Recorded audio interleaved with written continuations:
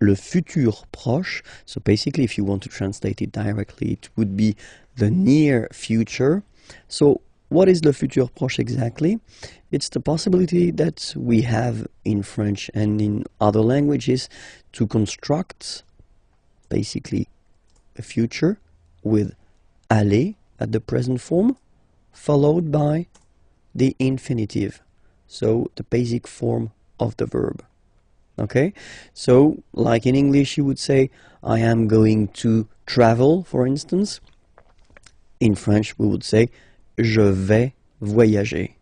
Okay, so remember, first aller that you conjugate at the present form, and then you will put your verb at the infinitive form. Okay, so first, of course, we did introduce the verb aller and the way to conjugate it, but still I think that it is really important to see how it goes. So we will see one more time the conjugation of aller at the present form. Okay, first person here, je vais.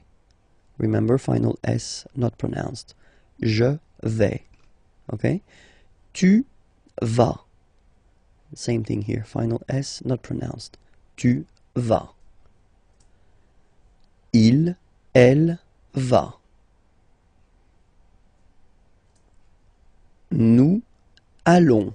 Final S not pronounced, and then when you get this ON combination, you get this nasal on, really in your nose, okay? On.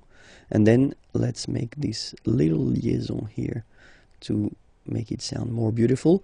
Nous allons. Nous allons. Okay? Same thing here. Vous allez. Vous allez.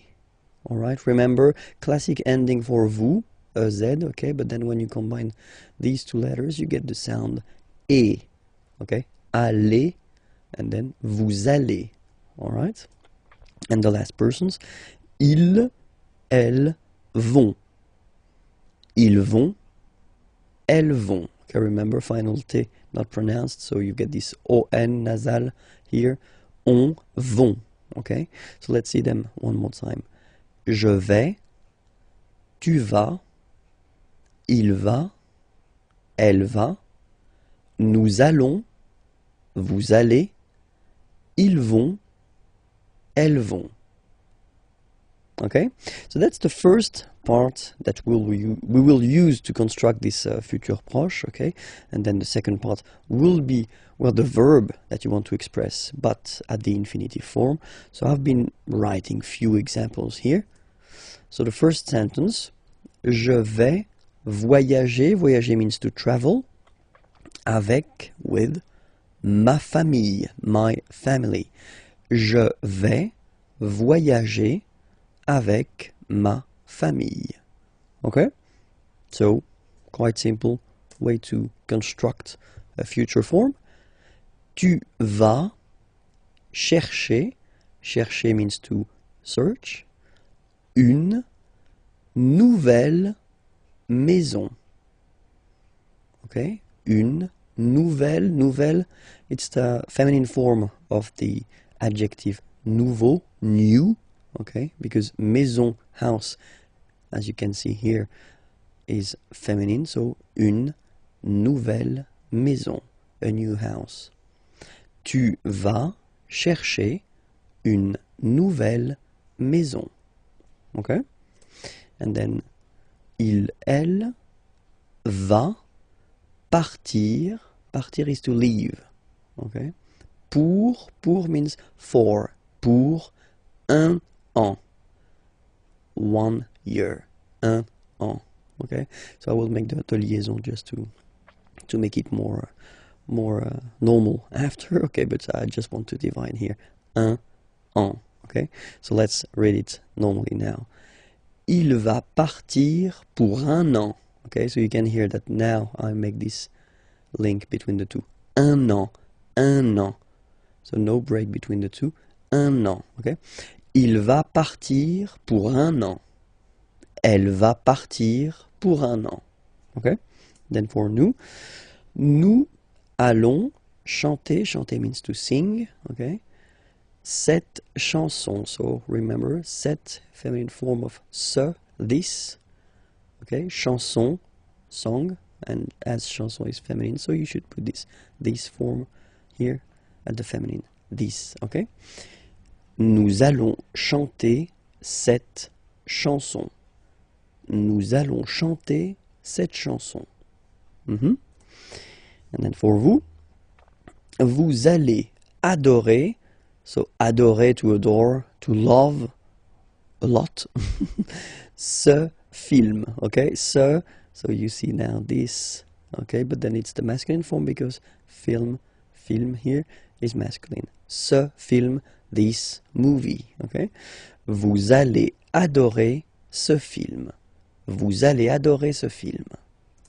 And the last one. Ils vont boire, boire is to drink, un café, a coffee. Ils vont boire un café. Elles vont boire un café. Okay, so let's repeat everything again. Je vais voyager avec ma famille. Tu vas chercher une nouvelle maison. Il va partir pour un an. Elle va partir pour un an. Nous allons chanter cette chanson. Vous allez adorer ce film. Ils vont boire un café. Elles vont boire un café. Bonjour à tous, hi everyone and welcome to Learn French with Vincent. This is Unité 4, leçon B. And in this lesson, we'll try to work on le genre des mots, so the gender of the words, because normally that's something a bit difficult for students to know or to remember the gender of the words. So normally what I tell them is to try to memorize, try to remember the gender when they discover or when they see a new word, but I know it's not easy. Okay, so in this lesson we'll try to see actually a few endings that give you some useful tips, and well, we'll focus only on the feminine words, and we'll start right now. Sorry. So when you see words that are ending with this ion, so you can be almost, this is quite important, never say always when you talk about French language, because you always find some exceptions, okay? So I won't say always, I will say in most of the cases, okay? When they end with ion, okay, in most of the cases they will be feminine. Okay, so for instance here, la libération, or then la nation. Okay. Other ending is t, so when a word is finishing or ending with t, like that. La rapidité, rapidité means speed. And then la santé, health. Okay, in this case, you can be almost sure that these words will be feminine. Okay, when they're ending with ure, okay, la peinture, paint, la voiture, car, okay, so they are feminine. And then when they're ending with s, like that, esse, so for instance, la politesse, la vitesse. Vitesse means speed. Okay, so these words are feminine, and these endings are classical ending for feminine form. Okay, so let's see them one more time. La libération, la nation, la rapidité, la santé, la peinture, la voiture, la politesse, la vitesse. Okay, so let's see a few more. So still for the feminine form. So when you will have a word ending with this double T, et, okay, for instance, la chaussette, la roulette, so they will be feminine. Okay, chaussette means sock, and then roulette, well, it's the same, the thing you will find in casinos. And then when they're ending with ie, like here, okay? So basically you don't pronounce the E, okay? So it will be only the sound I, okay? For instance, la vie, life, okay? La partie, the part, okay? So there will be feminine as well, okay? And then words ending with E, accent aigu, and then E here, okay? Remember, this final E is not pronounced, so you will have this E. Remember, accent aigu, it's E sound, okay? La poupée, the doll. L'arrivée, the arrival, okay? La poupée, l'arrivée. So feminine as well.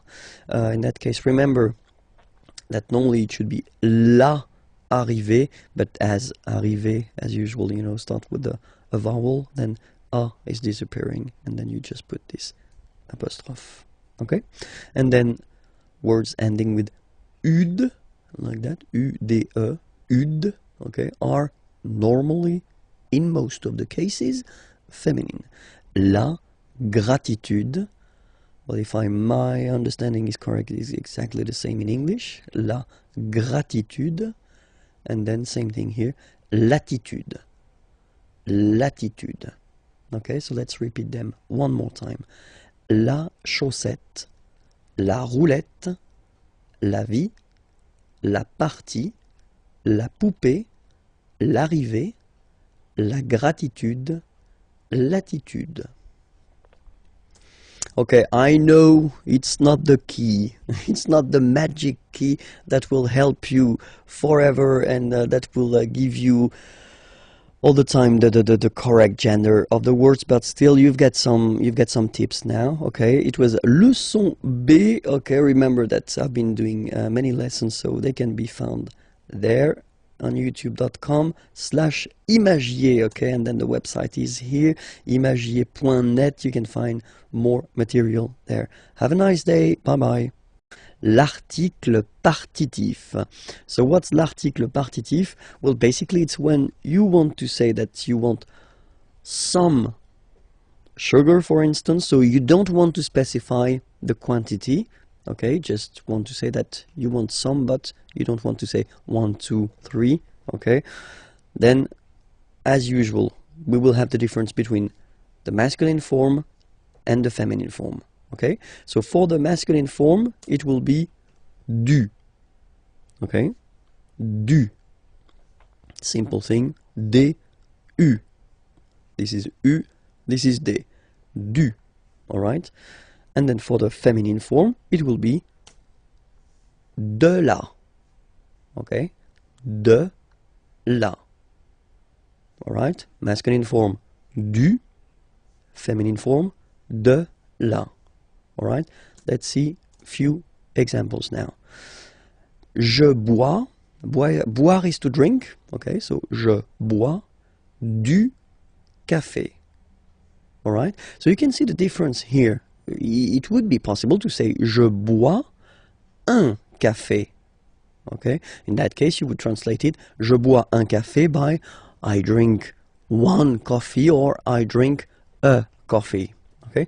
In that case, when you put this du café, so first you put the masculine form because café is masculine, okay? And then you want to say, you don't want to specify the quantity, you want to say I drink some coffee, okay? Je bois du café, okay? The other option as well would be to say je bois le café. So if you want to put this article défini, but then you would have to put more information after. Le café de ma mère, the coffee of my mother, if you want, okay? So in that case, in this lesson, we'll only focus on l'article partitif, so it's some, okay? Je bois du café, all right? Let's see another option. Tu voudrais, so I wanted to introduce this voudrais form, okay? So it's coming from vouloir. Vouloir is to want, okay?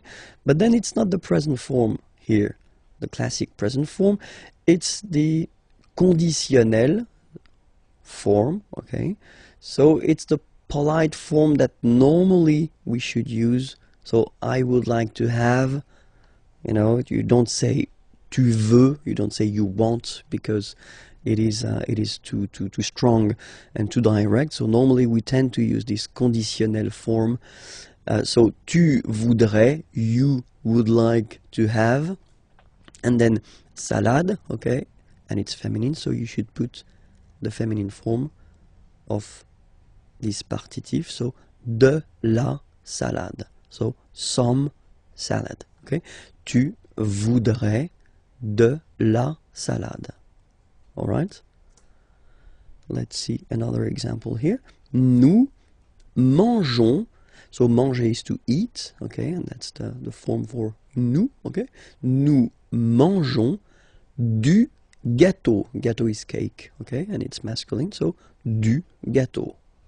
We eat some cake. Vous voulez, okay, so vouloir again, all right, to want, okay, but here it's the present form, okay. Do you want? Vous voulez du fromage, cheese, du fromage, so some cheese, and it's a question. Vous voulez du fromage? Okay, and the last example here. So I've been putting this il y a, we'll see that a bit later in this unit, but it will come. Il y a means there is, okay? Il y a, there is, okay? Il y a de la neige. Neige is snow, okay? Par terre, on the ground, par terre. So there is snow on the ground. Il y a de la neige par terre. Okay, so let's repeat all these sentences. The first one, je bois du café. Second one, tu voudrais de la salade. Nous mangeons du gâteau. Vous voulez du fromage? It's a question. So I've been insisting a little bit too much maybe. Let's do it one more time. Vous voulez du fromage? And the last one, il y a de la neige par terre. Pourquoi? Why? Pourquoi? Why? Okay? So, if you ask a question with pourquoi? Why? Normally, the answer that you will have will start with whether parce que, because, okay, or then pour plus one verb at the infinitive form, so the basic form, okay. So whether parce que, and then you just start a sentence, or then pour plus a verb at the infinitive form, okay. Let's see now some examples. First question, pourquoi es-tu ici? Pourquoi es-tu ici? Okay, ici means here. Es-tu, are you? Why are you here? Pourquoi es-tu ici? So the first answer, parce que, so because, je suis invité, I am invited, by Nicolas. Because I am invited by Nicolas. Parce que je suis invité par Nicolas. Okay, so normally when you start with the parce que, so you want to express the reason why, okay? Parce que je suis invité par Nicolas. All right? And then, other option would be pour passer la soirée. So in that case, passer should be translated like spend, okay? Pour, to spend, pour passer la soirée, the evening, avec, with, vous, you. Pour passer la soirée avec vous, to spend the evening with you. And in that case, when you will start your answer with pour, okay, so you will express what will you will do after that, okay? Pour passer la soirée avec vous, okay? And in that case, parce que, you want to introduce the reason why, okay? So that's the way we will construct answers when you will ask a question with pourquoi, okay? Où est le cube? Where is the cube? Où est le cube? Okay, so let's see that together. So here, first situation, here, Okay, so this is le cube and this is le cylindre. Okay, so just to make it clear, because that's the things we'll use to introduce, well, the prepositions. Le cube est sur le cylindre. So you can see it's on. Okay, so sur le cylindre. Okay, and there is contact here. Okay, it's quite important. Second option, same thing, but it's basically under here. Le cube est sous le cylindre. Okay, le cube est sous le cylindre. Don't pronounce the final S, and then this OU combination of vowels is pronounced OU. Okay, sous, sous. Le cube est sous le cylindre. Alright? Then, here, no contact, and that's really important, okay? Le cube est au-dessus du cylindre. So let's repeat it. Le cube est au-dessus, final S not pronounced here, au-dessus du cylindre. Okay? Then, same situation, sorry, but then the opposite, so it's here and no contact here. You can see no contact. Le cube est au-dessous du cylindre. Okay? Au-dessous, final S not pronounced, du cylindre. Le cube est au-dessous du cylindre. Alright? So here, I've been putting the plural form because we've got two here. Les cubes sont à côté du cylindre. So next to, okay? Les cubes sont à côté du cylindre. Le cube est à gauche du cylindre.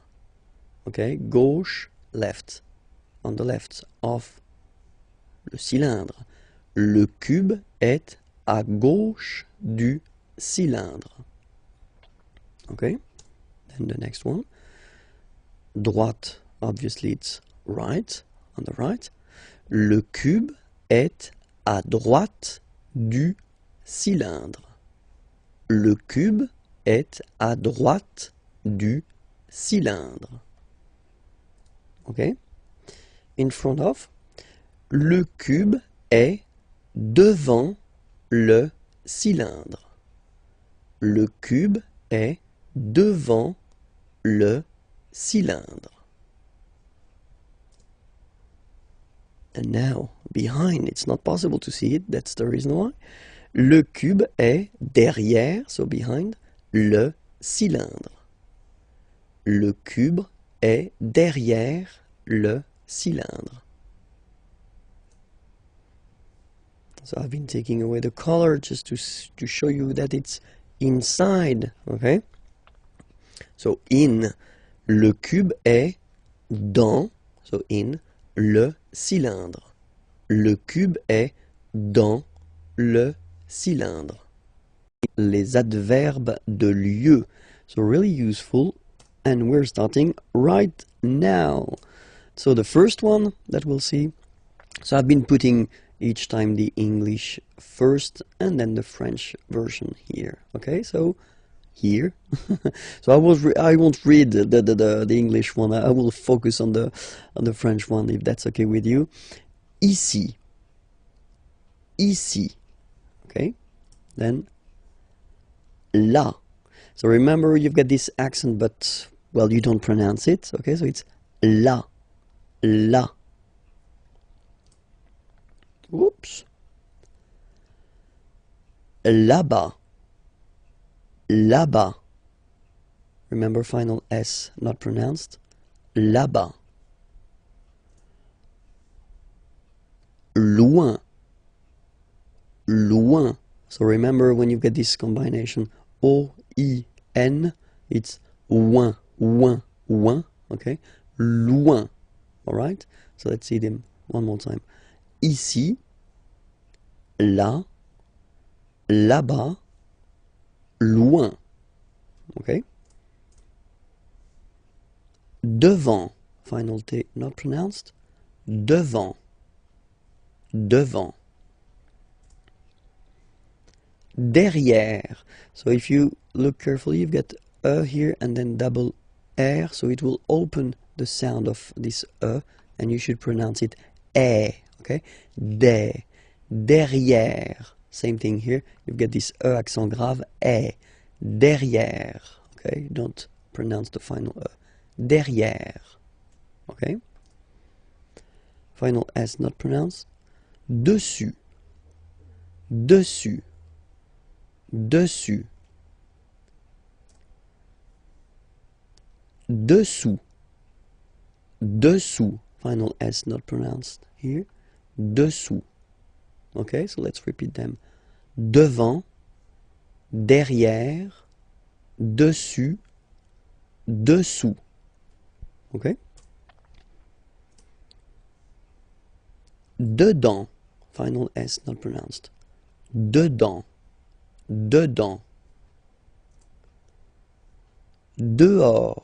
Okay, so remember, final S not pronounced, and then this H in French doesn't exist phonetically, so you don't pronounce it. Dehors. Dehors. Dehors. En haut.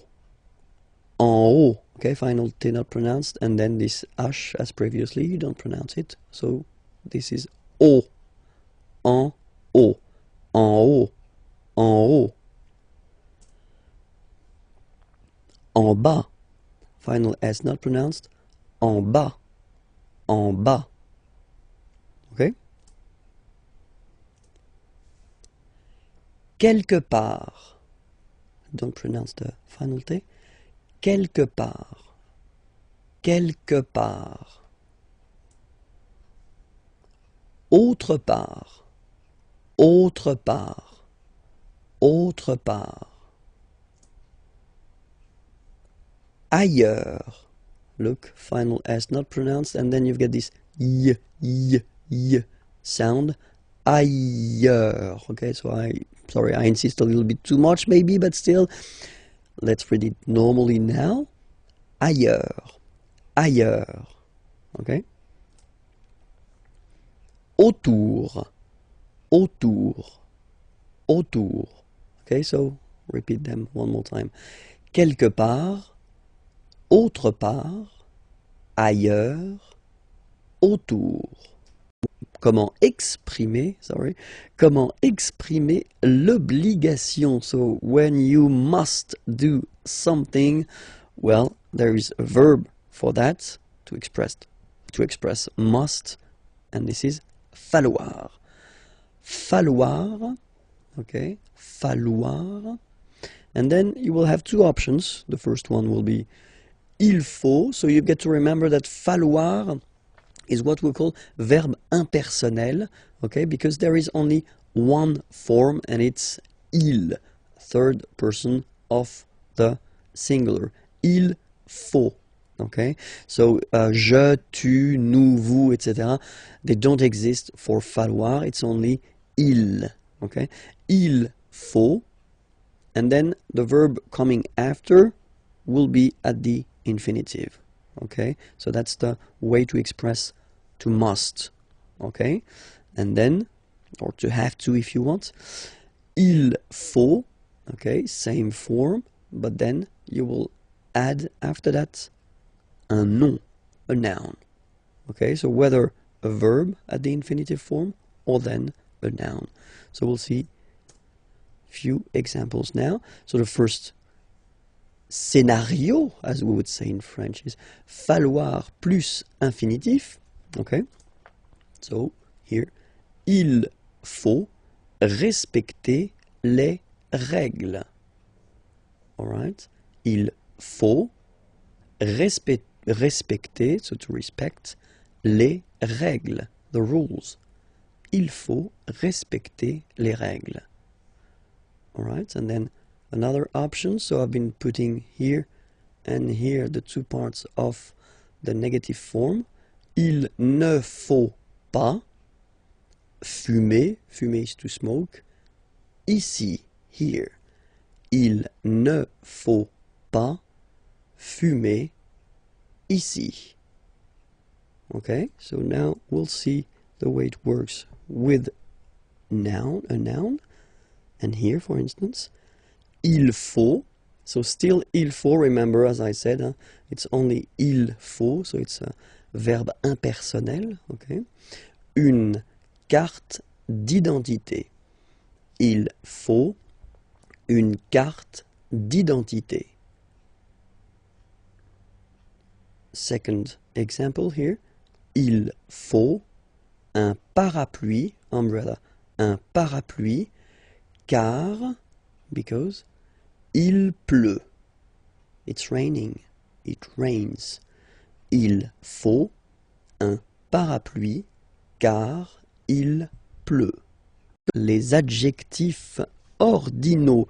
Les adjectifs ordinaux, so in English it would be first, second, third, fourth, etc., etc. So we'll see how they go in French. And so we'll start with the first, okay? And as usual in French, remember, we've got the difference between the masculine form and the feminine form, okay? So each time we'll have here and here the masculine form and the feminine form.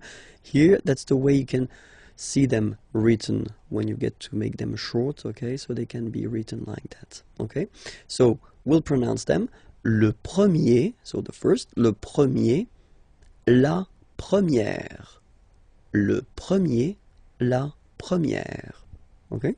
Then, le deuxième, la deuxième. So in that case, it's only the le and la that will be different, because deuxième will be the same if you look at them. Okay? Then, same thing here. Le troisième, la troisième. Le troisième, la troisième. Okay? Le quatrième, la quatrième. Le quatrième, la quatrième. Le cinquième, la cinquième. Le cinquième, la cinquième. Le sixième, la sixième. Le sixième, la sixième. Le septième, so remember we don't pronounce this P here. Le septième, la septième. Okay? Le huitième, remember H doesn't exist. Huitième, huitième, la huitième. Le neuvième, neuvième, so it's V here, remember, vième, la neuvième. Le neuvième, la neuvième. Le dixième, so remember, even if you've got this X here, you pronounce it Z. Dixième, dixième. Same thing as we had here. Sixième. Okay? Le dixième, la dixième. Le verbe partir, partir means to leave. Okay, at the present form. So we see this verb because this verb is normally quite useful, and then it is not regular, so it belongs to the third group of verbs, so it's always good to see the conjugation together. Okay, so the first form is je pars, so final S not pronounced. Je pars. Tu pars, same form, you can see here and here. So final S not pronounced. Tu pars. Il, elle, part. Final T not pronounced. Il, elle, part. Okay?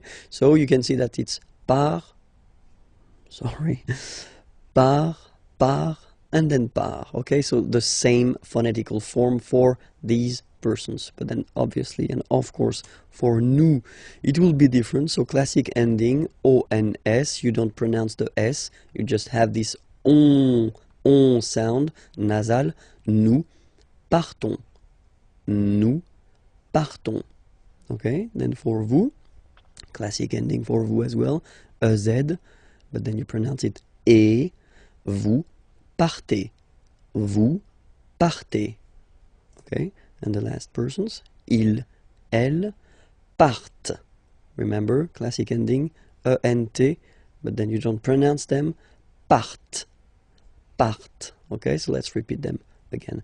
Je pars, tu pars, il part, elle part, nous partons, vous partez, ils partent, elles partent. Bonjour à tous, hi everyone and welcome to Learn French with Vincent.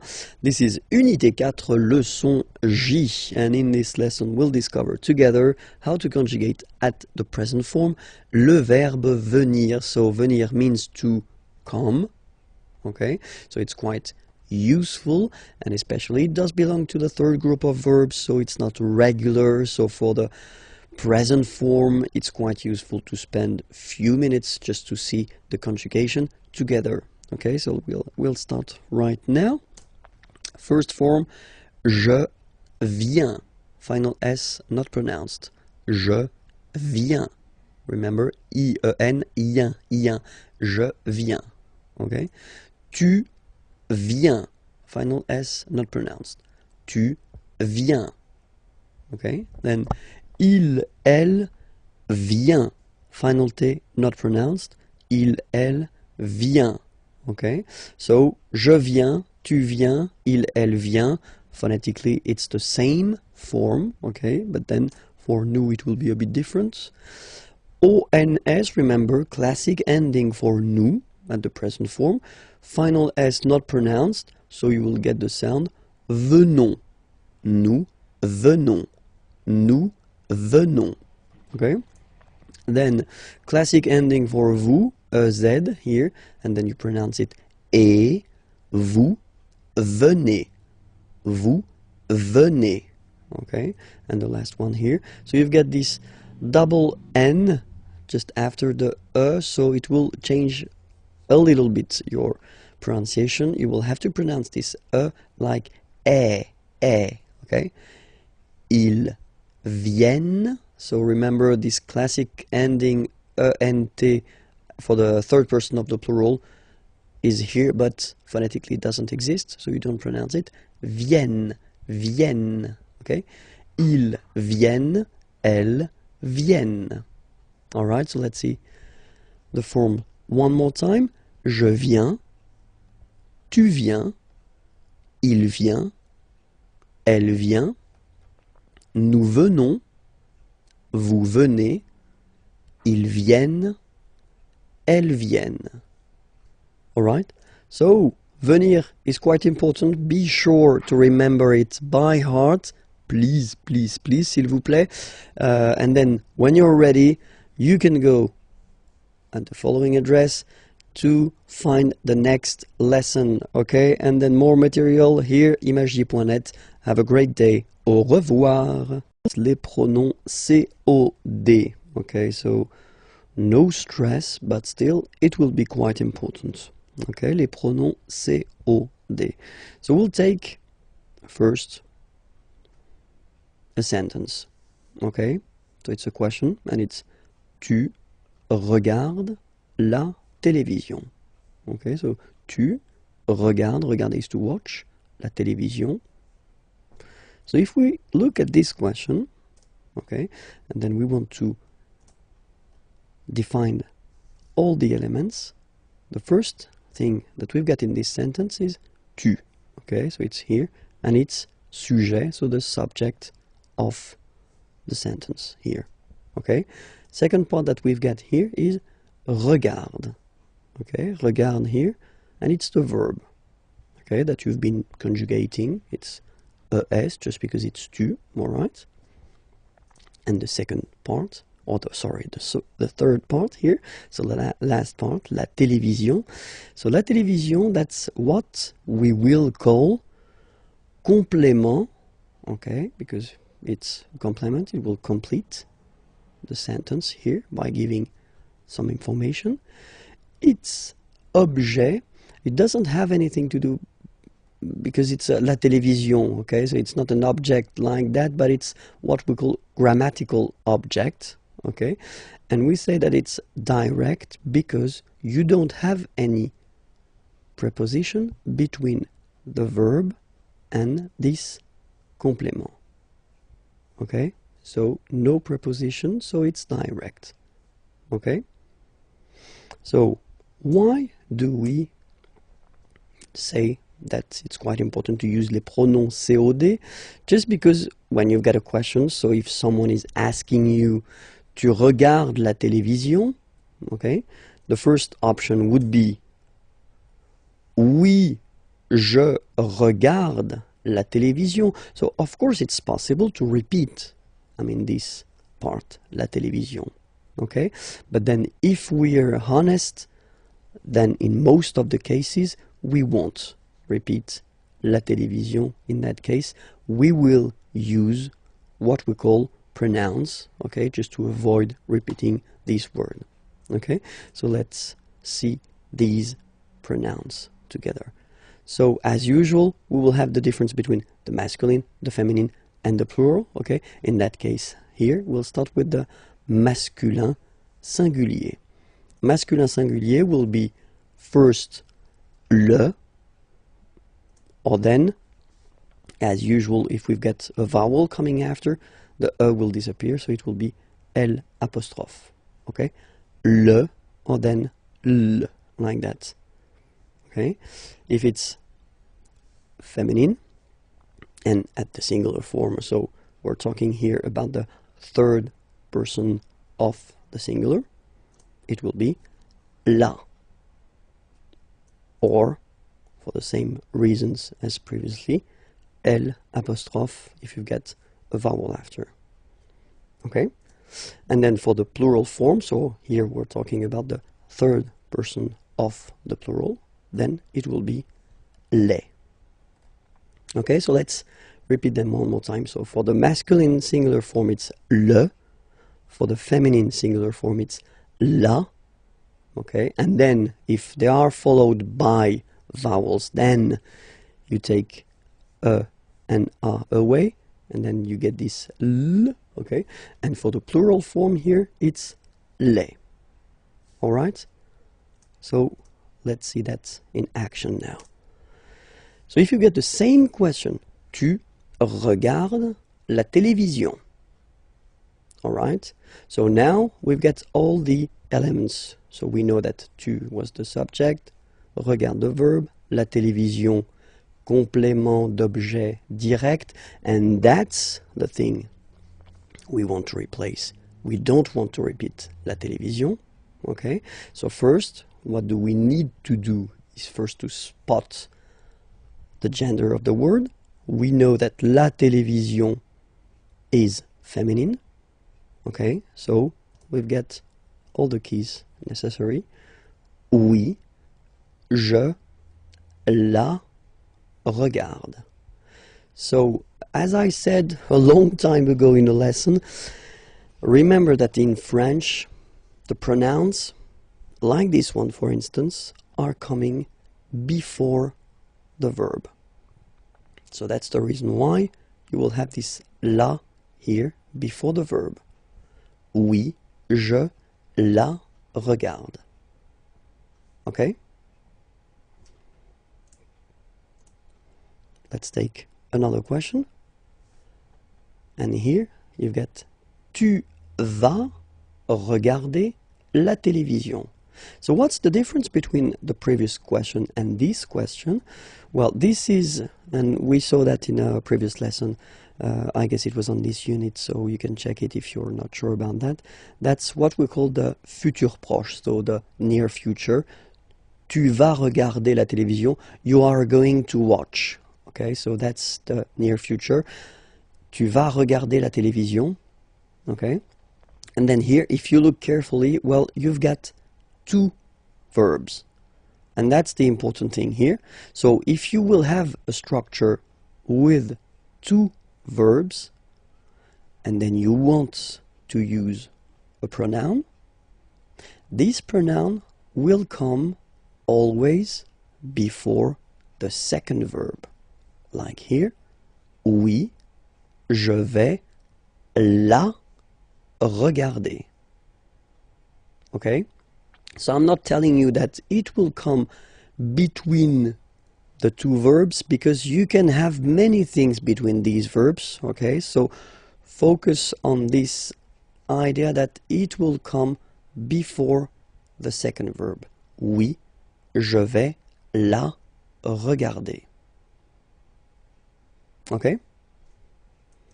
So we'll see that les pronoms complément d'objet direct can replace all the persons. So for the first person it will be me, second person it will be te, third person of the singular, so the one we saw, le for the masculine form, and then la for the feminine form. First person of the plural, nous. So basically it's quite easy to memorize this one, to remember it. Same thing here. Second person of the plural, vous. And then third person of the plural, les.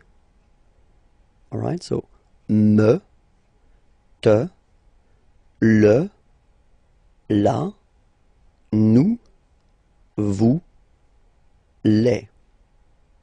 Alright?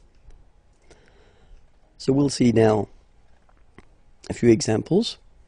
So the first one, il me regarde. So if you want to say that he is looking at me, il me regarde. Okay, so remember, as I said previously, these pronouns are coming before the verb. Okay, il me regarde. Present form, only one verb, you just put it before. Il me regarde. Il te regarde. So he's looking at you. Il te regarde. Il le regarde. Il la regarde. He's looking at him, he's looking at her. Il nous regarde. Il vous regarde. Il les regarde. Okay, it's not that difficult when you try to remember. Well, first of course the pronouns, and then this idea that it will come before the verb. Well, honestly, it's not that tricky. Okay, I've been putting the same sentence but then at this near future form. Okay, so just to show you, if you forgot it, that it should come before the second verb. Okay, so il va me regarder, so he's going to watch me, or to look at me. Okay, il va me regarder. Il va te regarder. Il va le regarder. Il va la regarder. Il va nous regarder. Il va vous regarder. Il va les regarder. Les pronoms COI. Okay, les pronoms COI. So, well, let's say that it's the second part of les pronoms CO, complément d'objet. Okay, so if you didn't watch the previous lesson, well, maybe it would be better to do so that you could understand maybe more clearly the whole thing. Okay, but then still we're starting right now. So, les pronoms complément d'objet direct. So we'll start with une question, a question. Okay, so we'll see. It's a basic question. Okay, you get tu parles à ton frère. Okay, parler is to talk. Tu parles, you talk to your brother, à ton frère. Okay, so if we have a look at the elements in this sentence, the first part or the first element is tu. Okay, and that's the subject of the sentence, tu, all right? Then the second element is parle, okay? And that's the verb. So it's ending like that because you've been conjugating this verb according to tu, okay? But it's a verb here. And then we've got this last part here, à ton frère. So that's what we call complément. So it will come to complete the sentence, okay? And it's objet, okay? So be careful, it's really what we call a grammatical object. So it's not an object, because in that case, it's a good example because it's a person, okay? But then it's a grammatical object, and it's indirect because you've got this preposition a here, okay? So in the previous lesson, we saw the direct ones, okay? They were without any preposition, okay? But then in this lesson, it's indirect because you've got the preposition a here, okay? And it will change the things. So let's see the question. You can ask the question, so it's the same. Tu parles à ton frère, okay? And then the answer that you could give, of course, would be oui, je parle à mon frère. But let's say that in most of the cases in French, we won't repeat this à mon frère part, okay? We'd rather use pronouns just to avoid repeating this complément d'objet indirect, okay? So we'll see how they go. As usual in French, we will have the difference between the masculine form, the feminine form, and the plural form, okay? And here, just to start, we'll start with masculine singular, okay? Masculine singular form will be lui, okay? Ui, lui, lui, all right? Féminin singulier, so feminine form and the singular form here, it will be lui. So it's quite easy to memorize, to remember, okay, because it is the same form for the masculine and the feminine form, okay?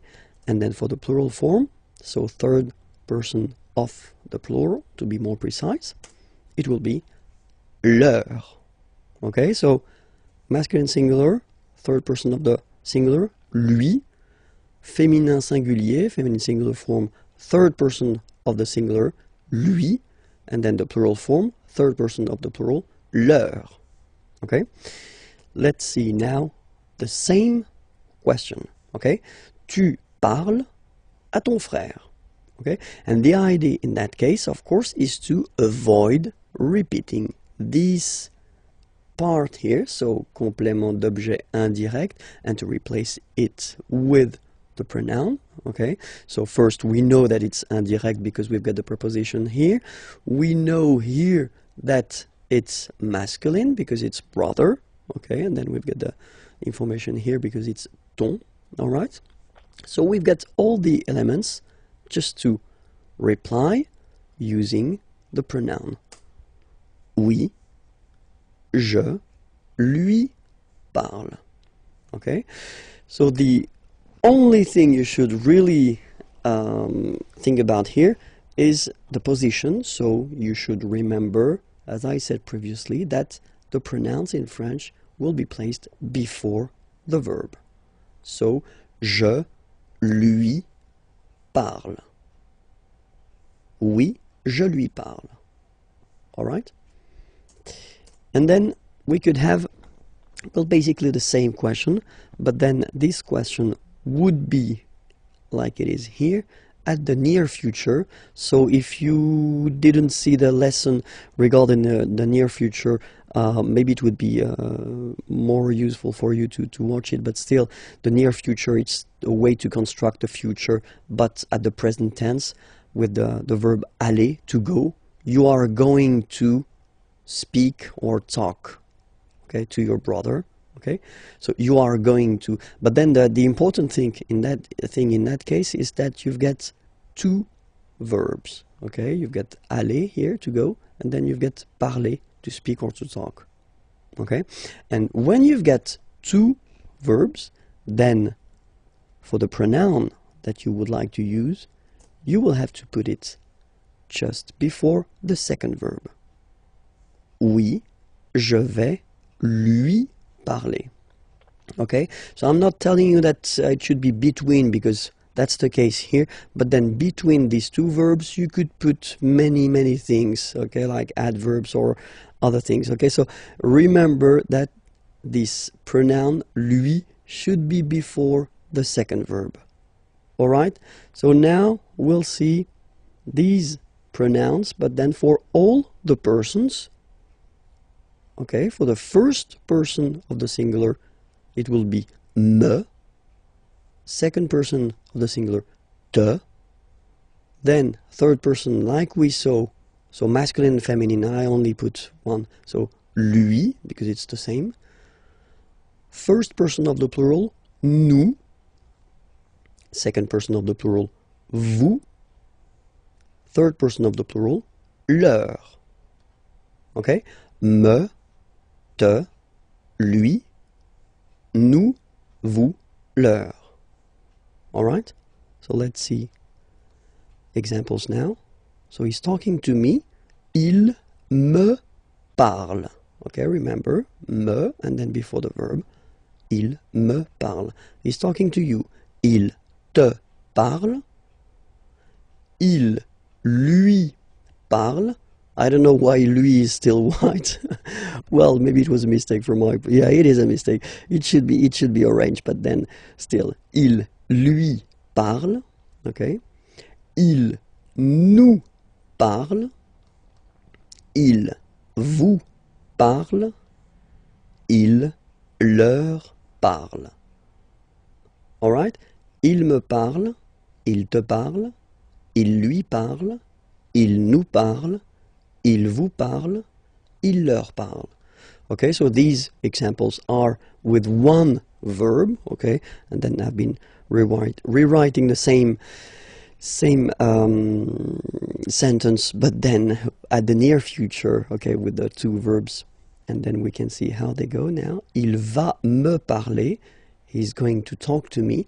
Il va me parler. So remember, you know, me before the second verb.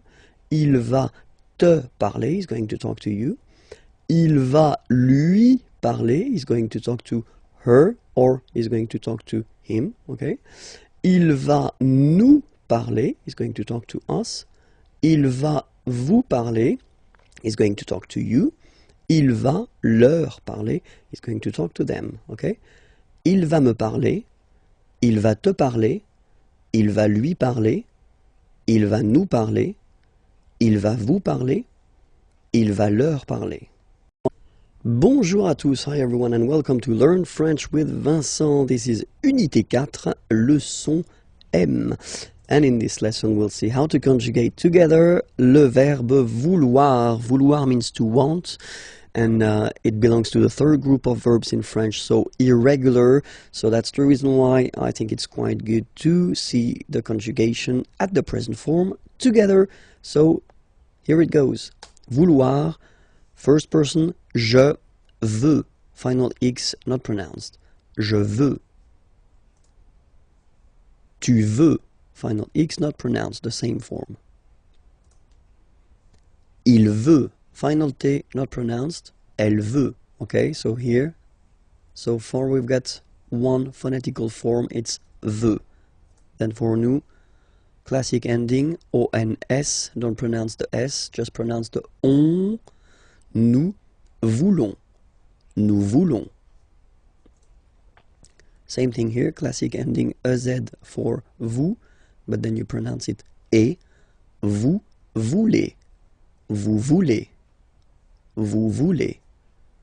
And the last one, here, EU, and then ENT, classic ending, but then you don't pronounce it, so you get veulent, veulent. Ils veulent, elles veulent. Ils veulent, elles veulent. Okay, so let's repeat it one more time. Je veux, tu veux, il veut, elle veut, nous voulons, vous voulez, ils veulent, elles veulent. So that's it for this lesson. It was leçon M. Well, you can find more lessons right here Imagier is the name of the channel on YouTube, and then more material can be found there at imagier.net. Have a great day. Au revoir. Le verbe savoir. Savoir means to know, and it's quite useful, and but then it is irregular, so it belongs to the third group of verbs, so it's quite good to see the way to conjugate it together, okay, at the present form, and we'll see it right now. Okay, so let's start now. Je sais. Okay, final S not pronounced, and then you get this A-I, E. Okay, je sais, sais. Okay, tu sais, same form, final S not pronounced, tu sais. Il sait, final T not pronounced, elle sait. So one phonetical form so far. Nous savons, so classic ending for nous, O-N-S, you don't pronounce the final S, nous savons, nous savons, okay? Then vous savez, classic ending for vous, E-Z, but then phonetically it's E, vous savez, savez. And then il, here classic ending for il and elle at the plural form, E-N-T, you don't pronounce it, so you get the sound savent, v-v-v-v, savent, okay? Ils savent, elles savent. So let's see that one more time. Je sais, tu sais, il sait, elle sait, nous savons, vous savez, ils savent, elles savent. Il y a, so we saw it in a previous lesson quite shortly. So il y a means there is or there are. But then in French, we will have only one form, il y a. Okay? So let's see, for instance, here, a question. Est-ce qu'il y a un magasin dans le quartier? Okay? Est-ce qu'il y a? So, is there un magasin, a shop, dans le quartier, in the neighborhood? Okay? Est-ce qu'il y a un magasin dans le quartier? All right? So the answer would be oui, il est juste ici. Yes, it is right here. Oui, il est juste ici. Okay? So in that case, we've been using this il y a, there is, okay? Just because un magasin, well, it's singular. Okay, so it's basically there is a shop, there is something. Okay? Let's see now. Here, same thing. Il y a une piscine, a swimming pool, dans cette ville. Il y a une piscine dans cette ville. All right? So you can see that in the first example, I've been using this est-ce que.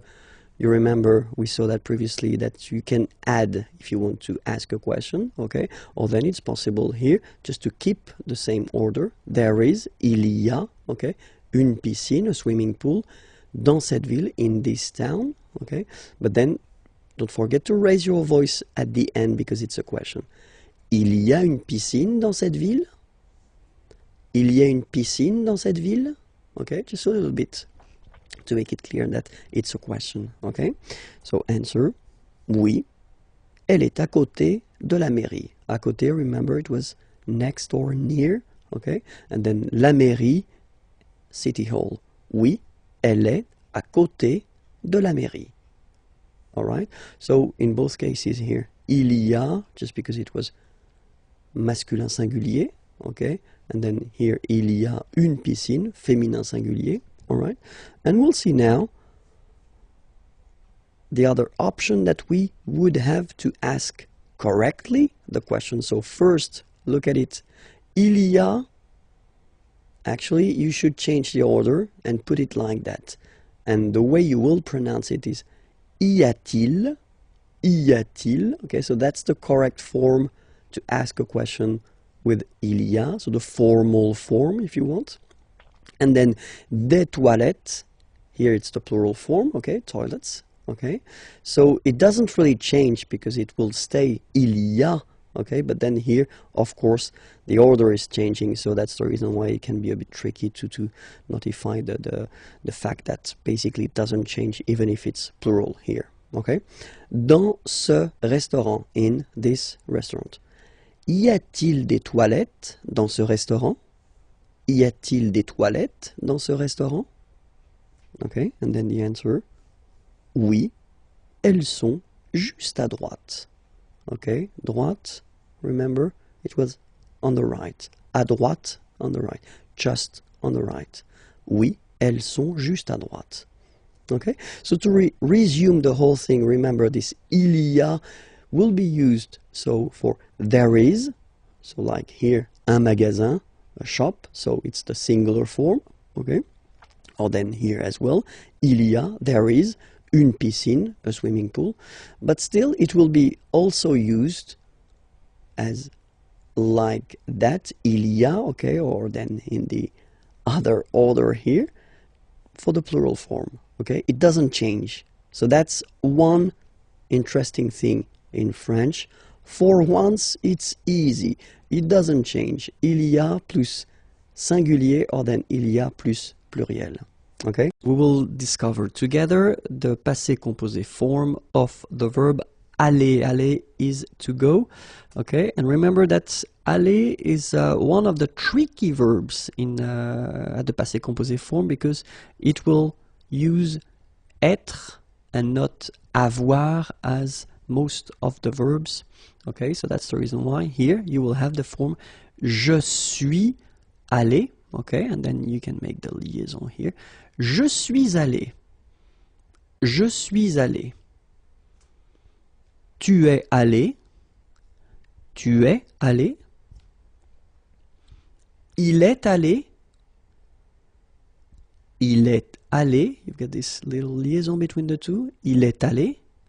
Feminine form. Elle est allée. Okay, so have a look here. Remember, if you don't know that already, then I would advise you to check the lesson on le passé composé that we did previously. Okay, so you've got to add this feminine mark at the end of your participe passé here, just because elle is feminine, and then you're using this être verb to construct the passé composé. That's the reason why. Phonetically, it doesn't exist. You don't pronounce it, so you get elle est allée, and then for the masculine form, il est allé. So aller is pronounced the same way, but still you have to write it. Okay. Same thing that if you get to put the plural form, then you will have to add this s mark of the plural at the end of your participe passé form here. Okay. Nous sommes allés.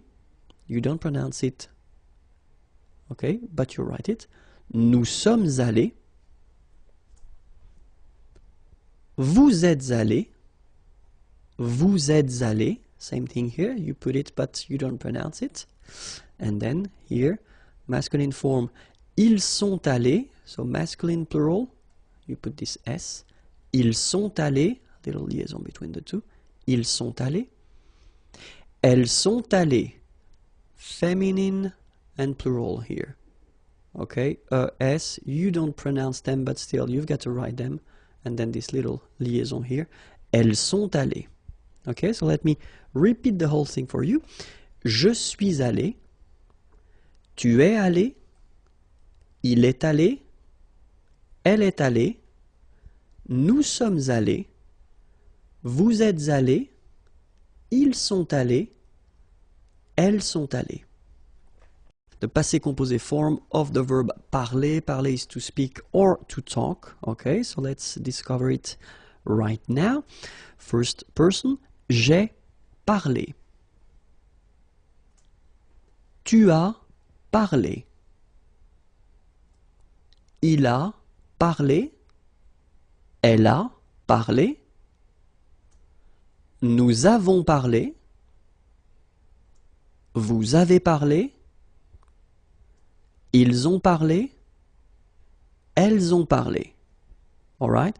So remember, passé composé, you've got to use two parts. The first one, avoir in that case, and then what we call participe passé. This participe passé form, as you can see, doesn't change for all the persons. You will have to put avoir at the present tense here. Okay?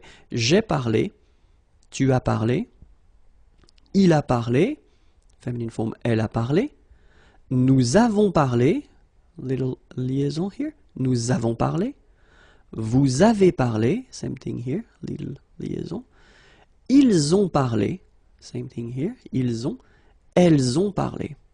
Okay, so we'll just see one more time the passé composé form of finir. Finir is to finish or to end. Okay, and let's see how it goes. J'ai fini. J'ai fini. Tu as fini. Tu as fini. Il a fini. Feminine form, elle a fini. Nous avons fini. Nous avons fini. Vous avez fini. Vous avez fini. Ils ont fini. Elles ont fini. Okay, so let's see them one more time. Remember, as we saw previously, you've got avoir here, and then you've got fini. So this participe passé form, the second form that you get to add to construct the passé composé, and fini doesn't change.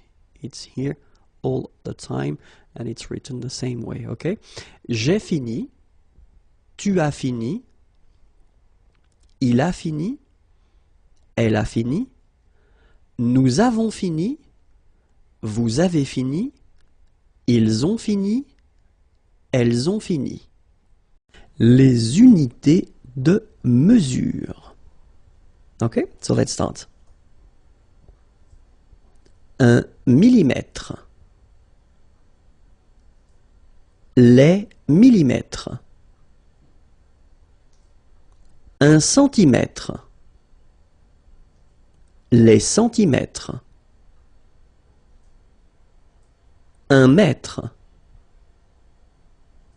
Les mètres. 1 kilomètre. Les kilomètres. 1 mètre carré. Les mètres carrés. 1 litre. Les litres. 1 gramme. Les grammes. 1 kilo. 1 kilogramme. Les kilos. Les kilogrammes. Les faux amis, so they look the same in English and in French, but then the meaning is different. Okay, so let's start now. And then the first one, it will be travailler. Travailler. Okay, remember when you get this I and then double L like that and a vowel. I. Travailler. Okay, travailler, and it means to work. Okay. Sympathique. Remember the H is not pronounced. Sympathique. Okay, and it means friendly, nice. Then rester. Rester. Regular verb from the first group, easy to conjugate. Rester, okay, and it means to stay, to remain. Then la monnaie. Monnaie, okay, final not pronounced. La monnaie, okay, and it means small change. Le magasin. Le magasin. Okay, remember you've got only one S between two vowels. Then you get the sound Z, alright? And then the ending here is IN, so it's nasal, goes in your nose, and it's un. Magasin. Okay? And it's shop. Alright? Then, la librairie. Okay, remember, I here, librairie. Final not pronounced. La librairie. Okay, and it's a bookshop. Then, la journée. La journée. Final not pronounced. And it's day. Grand. final D not pronounced. Okay, gr, gr, gr, gr, and then the nasal en, grand. Okay, and it means big or tall. Then gentil. So remember this final L is not pronounced. Gentil, gentil, and it's nice or kind.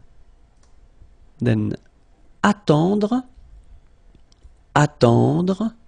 Remember, final you don't insist on it, it just gives you the possibility to pronounce the dr, dr. Okay, so attendre, attendre. Alright, and it's to wait. Bonjour à tous and welcome to Learn French with Vincent. This is Unité 5, leçon N.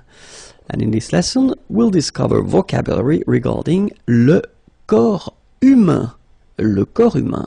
So let's start now. La tête. La tête. L'épaule. L'épaule. Okay, so in that case I did put this F here just to indicate you that it's feminine, okay, because you cannot see it here with the article L, okay? L'épaule. La poitrine. La poitrine. Le tronc. Le tronc, okay, remember, final C is not pronounced here. Le tronc, okay? L'estomac.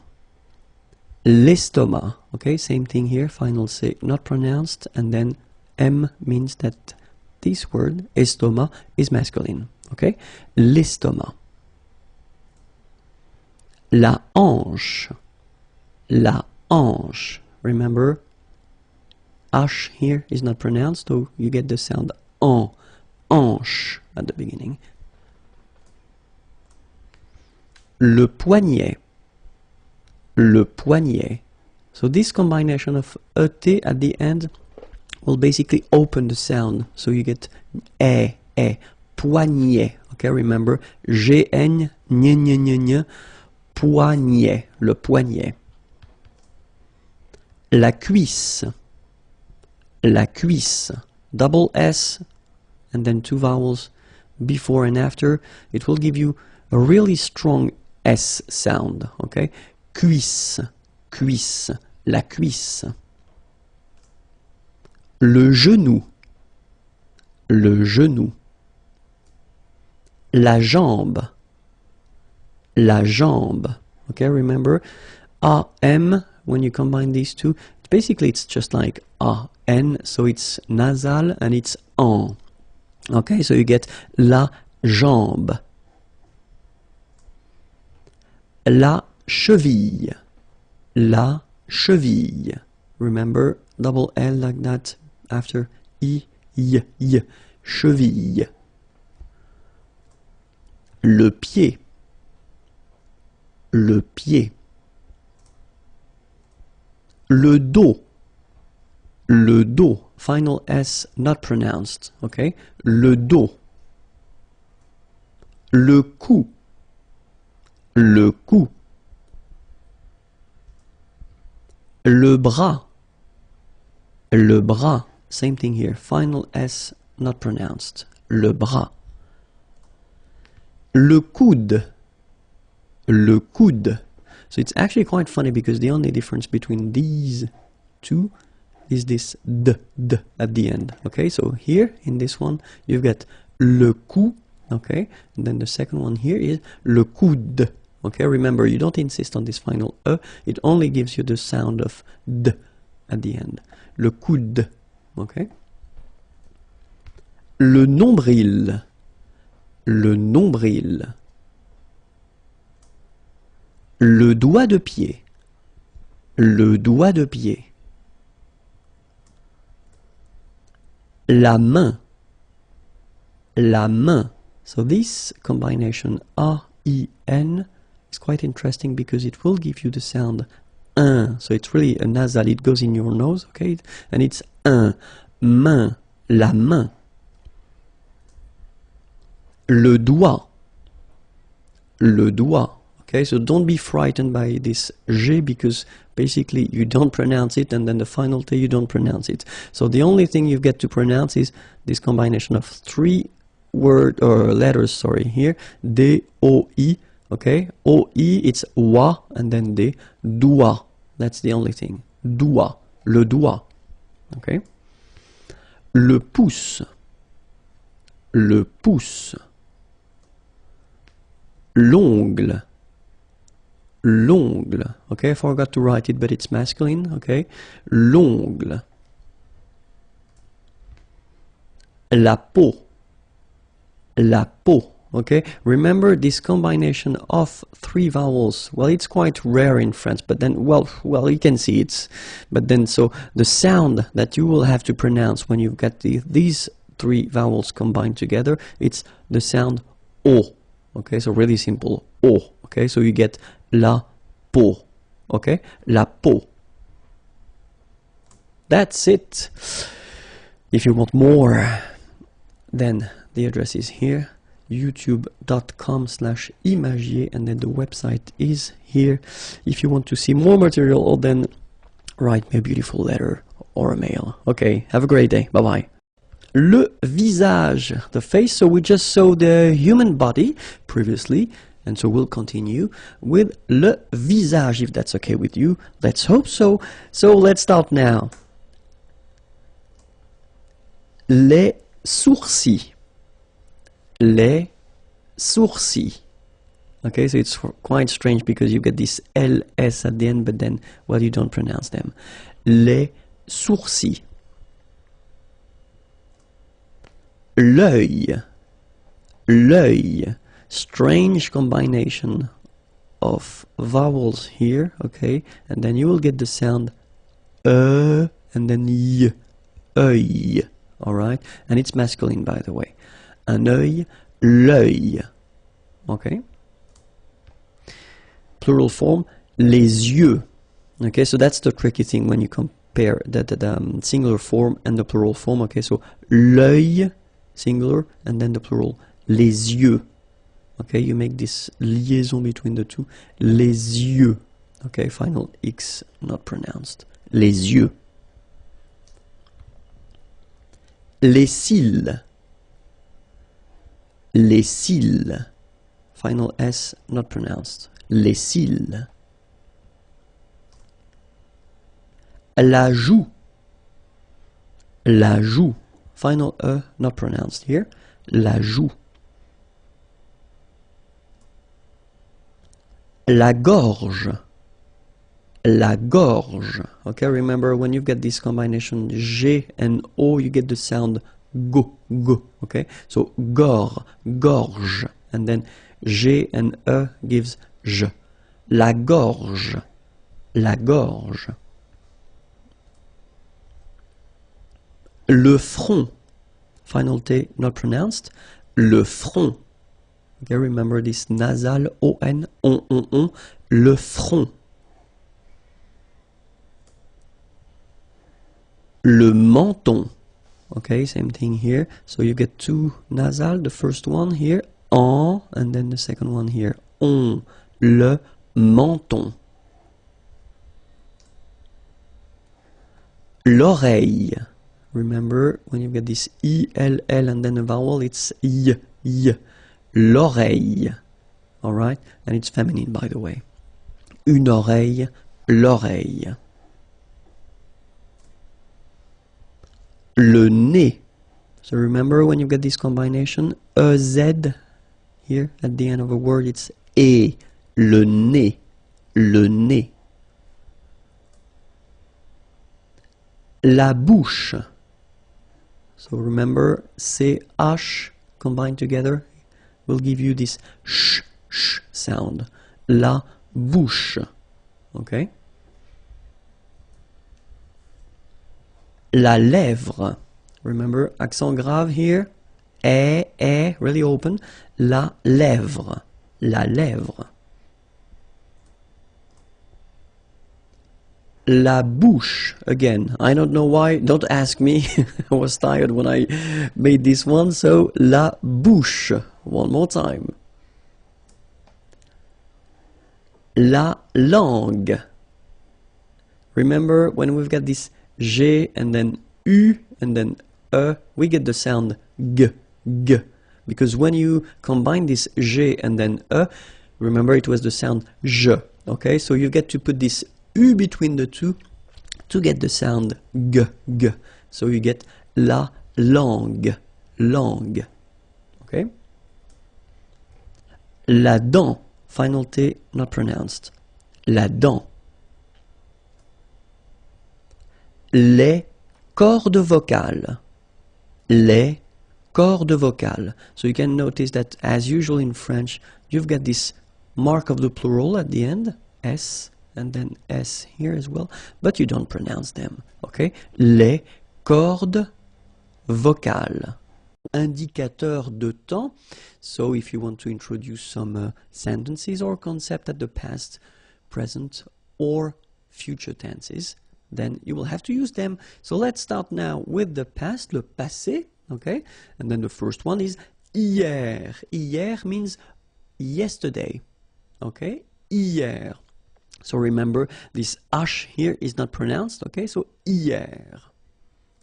Then la semaine dernière, okay? So it's last week, okay? But then if you look carefully, we've got la semaine, so semaine means week, okay? And then dernière is coming after, okay? So la semaine dernière. And in that case, if you look carefully as well, you get dernière, so it's the feminine form, because la semaine, la is a feminine word. Okay, so la semaine dernière, last week. And then we get this autrefois, so it could be translated like in olden days or in olden times, okay? Autrefois, so A-U, autrefois, final S not pronounced, okay? Autrefois. Then for the present now, we've got aujourd'hui means today, okay? So don't be afraid by this word because it looks a bit scary if you look at it like that, but take the time to, well, divide it. So the first one, A-U-O, jour, and then dui, okay? H is not pronounced, so you only get this dui thing. Aujourd'hui, aujourd'hui, and it means today, okay? Then cette semaine, okay? So we've got here what we call adjective démonstratif, okay? This, cette, okay? And it's at the feminine form, cette, and then semaine, week, this week, cette semaine. All right, and then maintenant, okay, normally we tend not to pronounce this okay, so we get this maintenant, maintenant, okay, now. For the future now, we've got demain, and it means tomorrow. Demain, remember, when you combine this A-I-N, you get the sound un, demain, demain, okay, then la semaine prochaine, so it's next week, okay? And as we had for the past tense here, we had la semaine dernière, okay? So last week, and dernière was coming after semaine, exactly the same concept. So you will have to put prochaine, so it's the feminine form here, after la semaine, okay? So next week, la semaine prochaine. And then bientôt, okay? Remember, you put this accent circonflexe, but you don't write it. You write it, but you don't pronounce it. And then the final T is not pronounced. Bientôt, okay? And then you could translate this bientôt as soon, okay? So something that will happen in the future. All right? So let's see them one more time. First one, hier. Second one, la semaine dernière. Then autrefois, aujourd'hui, cette semaine, maintenant, or then maintenant, okay, demain, la semaine prochaine, and then bientôt. L'expression de la quantité. So it's quite important, so I would like you to take a few minutes to watch carefully this video. And we'll start right now. L'expression de la quantité. So the first thing that we'll discover together, it's plusieurs. So plusieurs means several, okay? And so the way you will have to construct it is that after that you will have to add a nom, a noun, okay? But then keep in mind that it should be at the plural form, okay? So several, and then followed by a noun at the plural form. So let's see a few examples now. J'ai invité plusieurs amis. J'ai invité plusieurs amis. Okay, so remember, j'ai invité, so it's the past form of inviter, to invite. Okay, plusieurs, and then amis, friends. Okay, j'ai invité plusieurs amis. Second example, il y a, there is, plusieurs enfants, kids, dans le jardin, in the garden. Il y a plusieurs enfants dans le jardin. Okay? And then, elle a fait plusieurs gâteaux. So, faire here at the passé composé form. Plusieurs, faire, sorry, it means to do, okay? Plusieurs gâteaux, cake, okay? So, what you can see here is that ami here is with S, so it's the plural form, okay? Here, right after plusieurs, you've got enfant with S at the plural form, and then here you've got that gâteau with X, so it's the plural form. All right? So let's see now the second one. Quelques, you don't pronounce the final S here. Quelques means few, okay? And same thing as we had previously, you will have to add a noun at the plural form, okay? So let's see the first example. J'ai rencontré, rencontrer is to meet, so it's the past form. J'ai rencontré quelques collègues. J'ai rencontré quelques collègues. Okay, second example. Nous avons, so it's avoir, to have at the present form. Quelques petits problèmes, petit, small, problème, problem, avec lui, with him. Nous avons quelques petits problèmes avec lui. Okay, and then the last example. Elle a mangé quelques bonbons. Oh, we get two dots here, I don't know why, but only one is enough. Elle a mangé quelques bonbons. Okay, so manger here is to eat, past form, and then bonbon, candies. So same thing here, if you look carefully, you've got collègue with S, so plural form. Okay, here it's quite interesting because we've got this adjective petit, small, little, but then it's still at the plural form with S, and problème at the plural form as well, okay? And then bonbon here at the plural form with S as well, okay? So now, other possibility would be ne, and then aucun masculine form, or aucune feminine form, so no or not any, okay? And after that you will have to put a name, or a noun, sorry, at the singular form. Okay, so ne aucun, ne aucune, plus a noun at the singular form. All right, so let's see the first example. Elle ne veut aucun conseil. Okay, so you can see here that it's elle ne veut, so she doesn't want. Okay, vouloir is to want. Aucun, so not any, no, and then conseil, it's advice. Okay, so elle ne veut aucun conseil. Other example, je n'ai eu aucun problème. Okay, so here, ai eu, so it's the verb to have at the passé composé form. Okay, je n'ai eu aucun problème. Problème, problem. So I didn't have any problem. Il ne fait aucune erreur.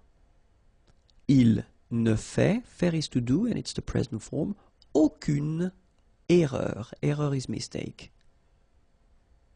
Alright? So, if you look carefully here, you get ne and then aucun. Okay, so that's the masculine form because conseil is a masculine word.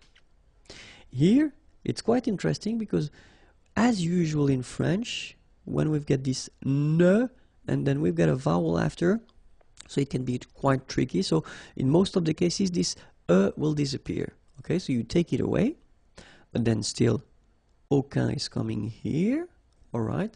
And then it's at the masculine form because problème is a masculine word, all right? And then the last example, well, you've got the first part, ne, okay? Not modified because faire starts with F, so no problem.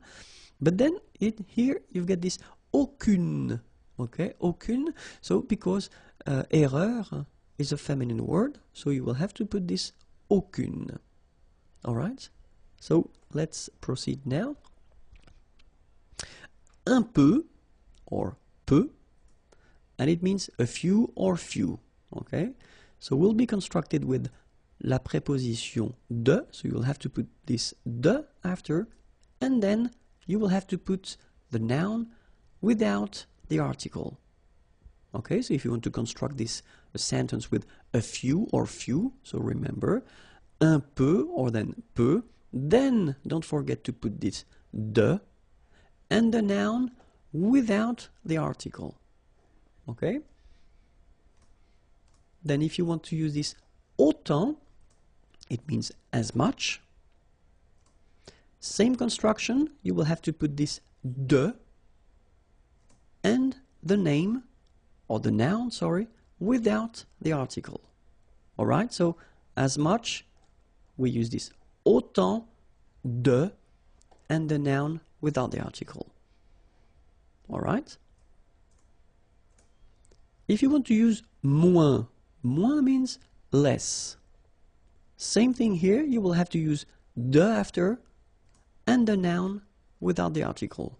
Alright, so remember, less, in French it's moins, de, and the noun without the article.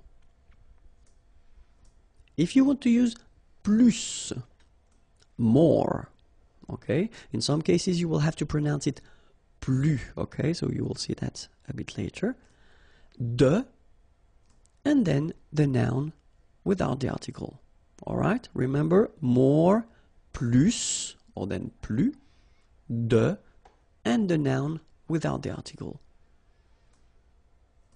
If you want to use beaucoup, beaucoup means a lot of. It looks a bit strange, huh? Beaucoup, like that. Remember, you don't pronounce the final P, okay? And then you get this combination of vowels, E, A, U, and you get the sound O.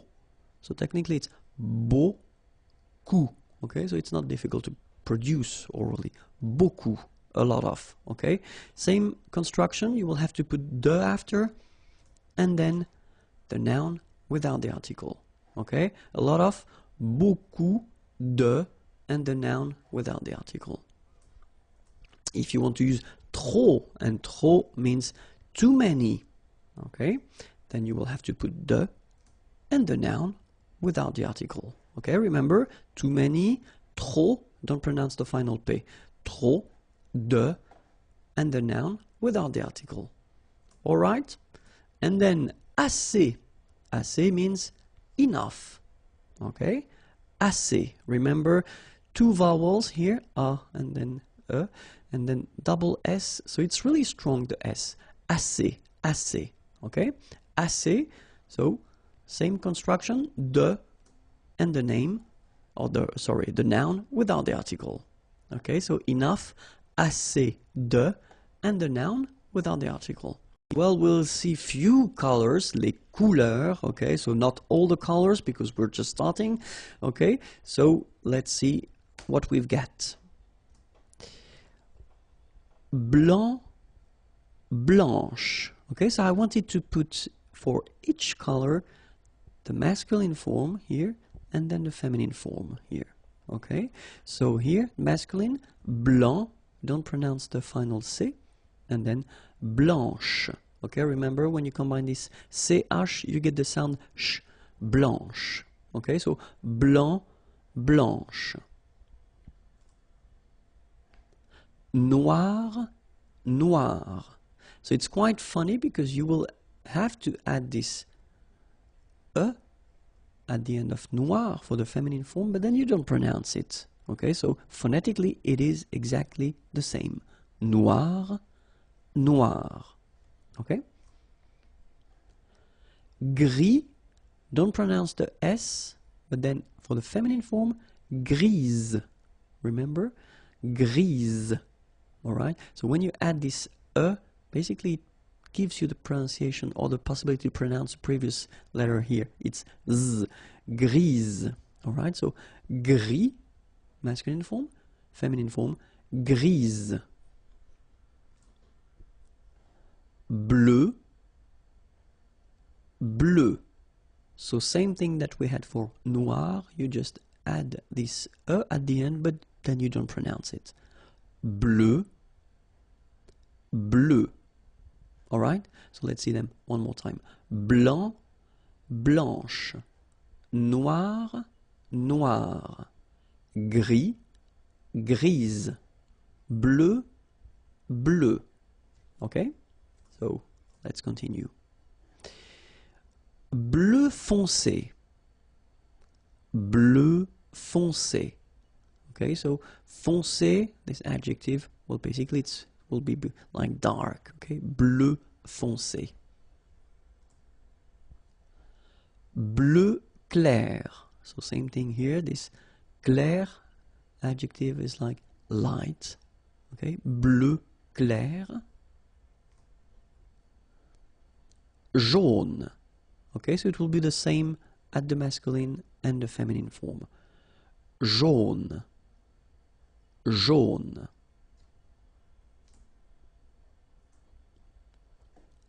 Rouge. So same thing here, same form for the masculine and the feminine. Rouge.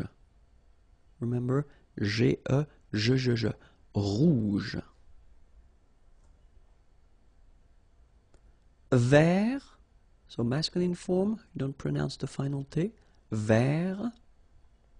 Feminine form, verte. So listen carefully. I don't say te, but it's t. Verte. Verte. Okay, so as usual, this final E only gives you the possibility to pronounce this t. Verte. Okay? Marron. Same thing for the masculine and the feminine form. Marron. Les verbes impersonnels, so they are really useful and it's quite important to see them. And so we'll focus on three verbs. The first one, être, to be. Second one, faire, to do. And the last one, avoir, to have. Okay?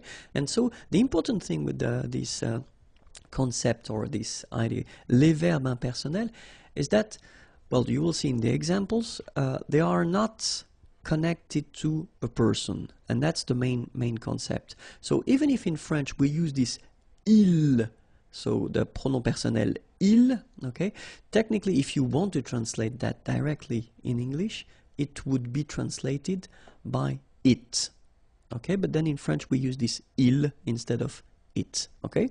So let's see now for être, for instance. So if you use this il est, you will use this structure if you want to talk about the time. Okay, for instance, we've got the first example here. Il est tard. Tard is late. Okay, so il est tard. It is late. Il est tard. Okay, so even if we use this il, so it doesn't have the concept of he as normally we have. Okay, it's really this impersonal form. Okay, and then il est tôt.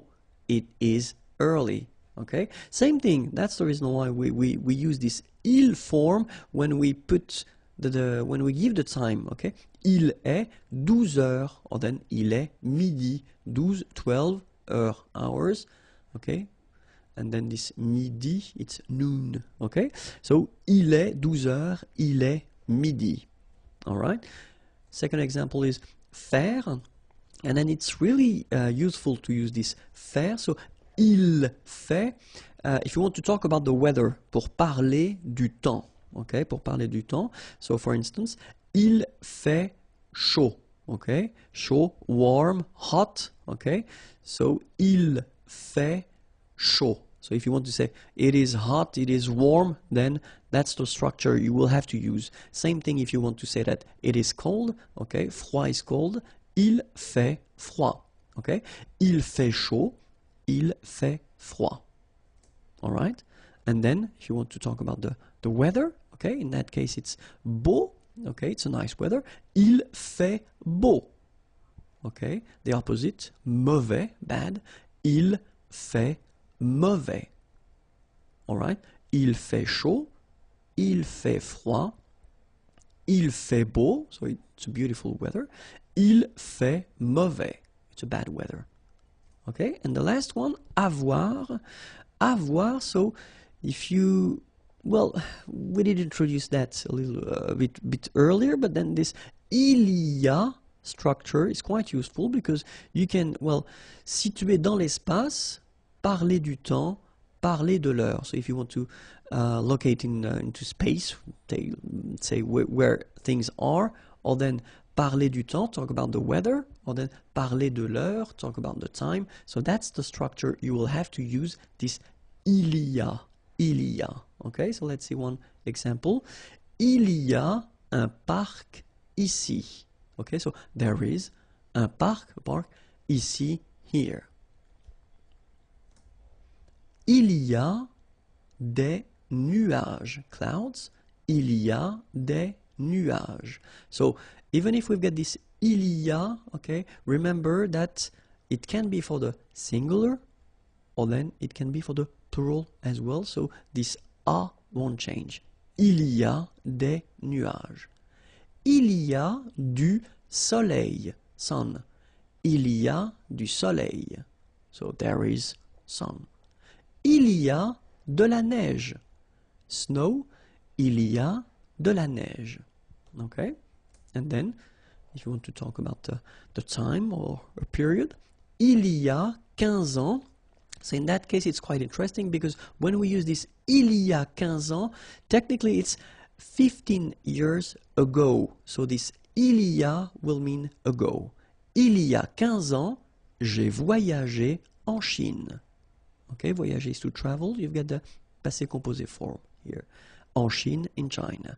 Il y a 15 ans, j'ai voyagé en Chine. So let's see them one more time. Il y a un parc ici. Il y a des nuages. Il y a du soleil. Il y a de la neige. Il y a 15 ans, j'ai voyagé en Chine. Les démonstratifs. Les démonstratifs, so we'll see two types of demonstrative. The first one will be adjectif, démonstratif, okay? And then the second one will be pronom démonstratif. All right, so let's start.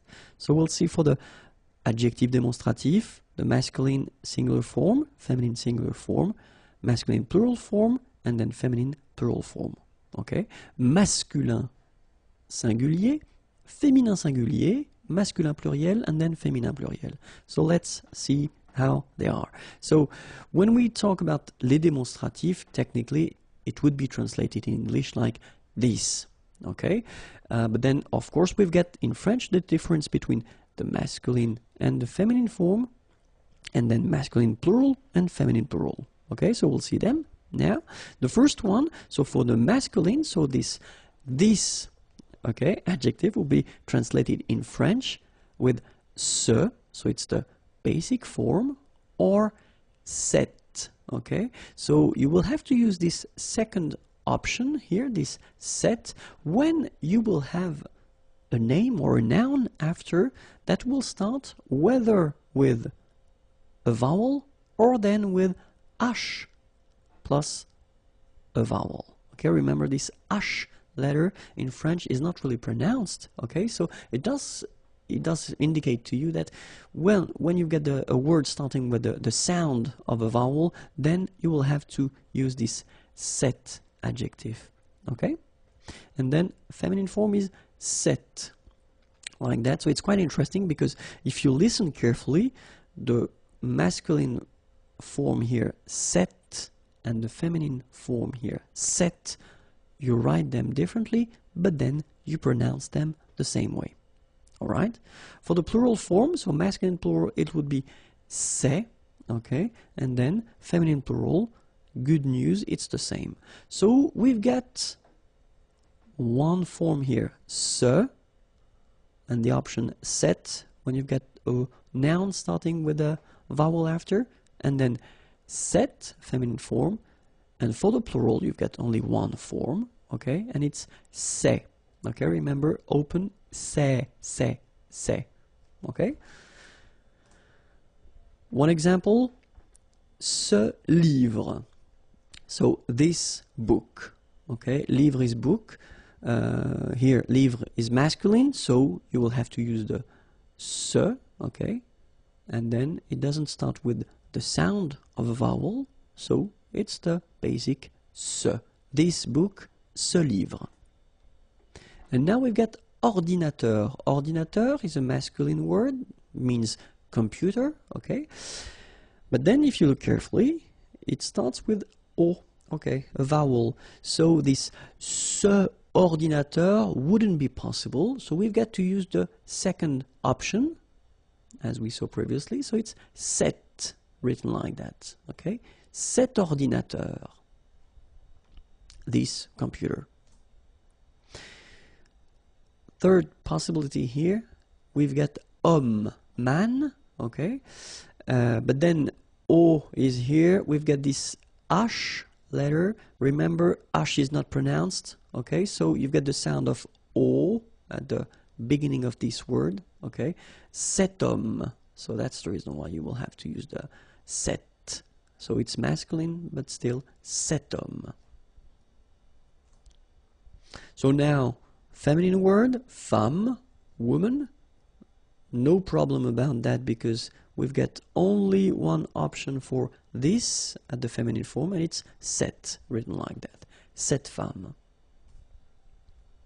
Same thing here, if you've got a word like organisation, well, it's the same in English. So it starts with a vowel, but it doesn't change anything for the feminine demonstrative here. Okay, cette organisation, cette organisation. And then plural, so whether it's masculine, so we've got friends here at the masculine form, so masculine plural, and then friends here at the feminine plural form, okay? But then the adjective demonstrative here, as you can see, will be the same. Ses amis, ses amis. All right? And it's quite funny in a way because if you only listen to these two things here, ses amis and then ses amis, you don't have really any phonetical information regarding the fact whether it's masculine or feminine. That's the way it is. Sorry about that. But, so let's continue now with le démonstratif. So we'll see now the pronouns, okay? So same thing, we'll see the masculin singulier, then féminin singulier, then masculin pluriel, and then féminin pluriel, okay? So pronouns, okay, so it does mean that you will have to use these pronouns instead of the name, okay? So for the masculine form, we will have celui-ci and then celui-là, okay? So we'll see the difference of use, but then celui-ci, celui-là. In English, it would be directly translated as this one, okay?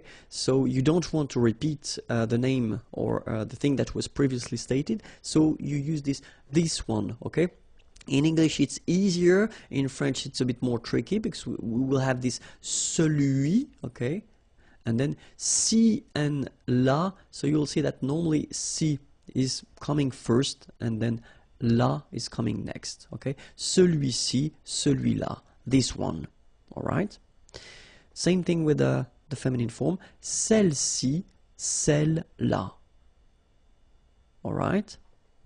And then for the masculine plural, ceux-ci, okay, remember final X is not pronounced, so you get the sound ce, ceux-ci, and then ceux-là, all right? Feminine plural, celle-ci, okay, don't pronounce the final S, celle-ci, celle-là. All right, so let's see a few examples now. So if you ask a question, quel est mon livre?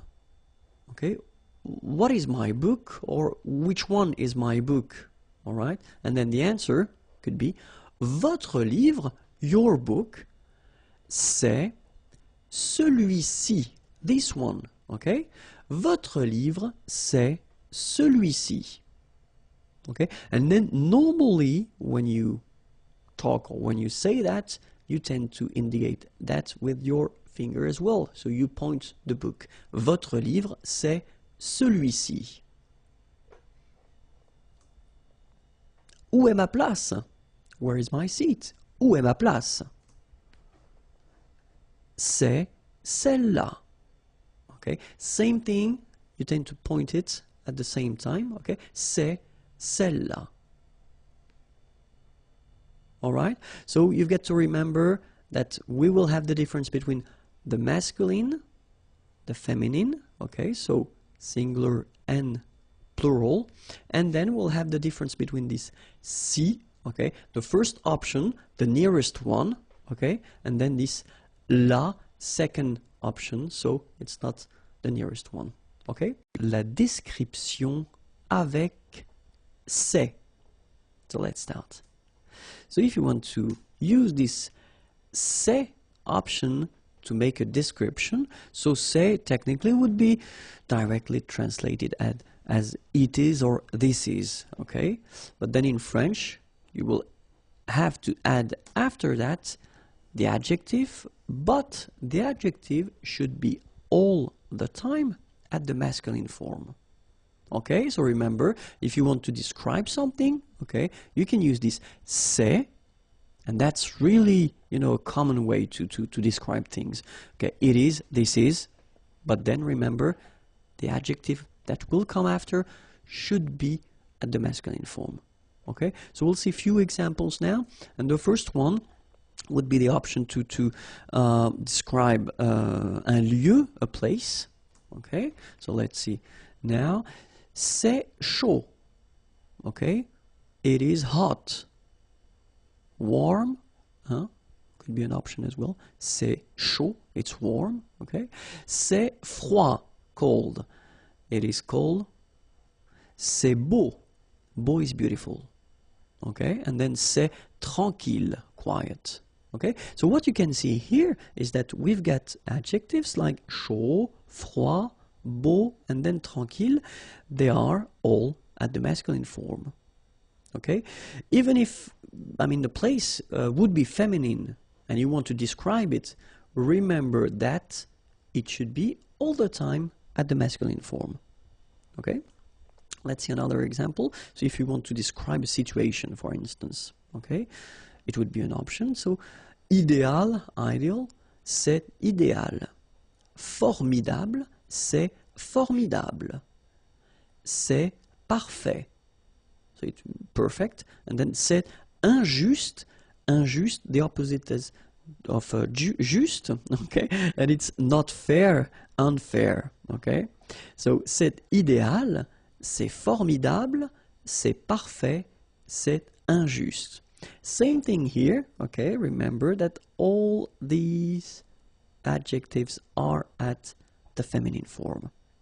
Okay, let's continue now and see. So it could be for an object as well. You could describe an object, un objet. So let's see now. C'est cher. Cher is expensive. C'est cher. C'est utile. Utile, useful. C'est beau. Beautiful. C'est adapté. Adapted. Okay. C'est cher. C'est utile. C'est beau. C'est adapté. Remember, all these adjectives are at the feminine, the masculine form. I'm getting tired now. All right, so at the masculine form, like I did say previously. Okay, so let's see now another option. So if you want to describe a dish, okay, you're eating and you want to describe a dish, un plat, okay, so c'est très bon, okay, très is very, and then bon is good, okay, c'est très bon. C'est bon marché. Bon marché, it's actually quite interesting. I mean, this adjective here, so it's a composed adjective, and it means cheap, okay, c'est bon marché. C'est salé. So remember, it's quite important because we've got the same adjective here without the accent. So if you don't put the accent, it means dirty, and then you pronounce it sale, but in that case here, okay, you put the accent, and it's quite important because in that case it means salted, okay? Salé, okay? C'est salé. C'est délicieux. C'est délicieux, okay? And then same thing here, if you look all these adjectives, they are at the masculine form, okay? So the second option would be to put this structure at the negative form, which is not that difficult because technically you just keep, well, your structure, you just add as usual the first ne and then pas before and after the verb, okay? Then same thing here, you will put this adjective at the masculine form, okay? So we will basically just see one more time all the examples we had previously, but then at the negative form. So if you want to describe a place, ce n'est pas chaud, ce n'est pas froid, ce n'est pas beau, ce n'est pas tranquille. Situation, ce n'est pas idéal, ce n'est pas formidable, ce n'est pas parfait, ce n'est pas injuste. An object,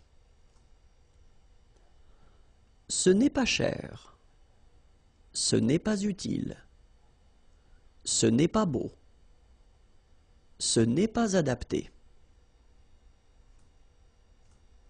And then a dish, ce n'est pas très bon, ce n'est pas bon marché, ce n'est pas salé, ce n'est pas délicieux. La salle de séjour. So let's start now. Le rideau.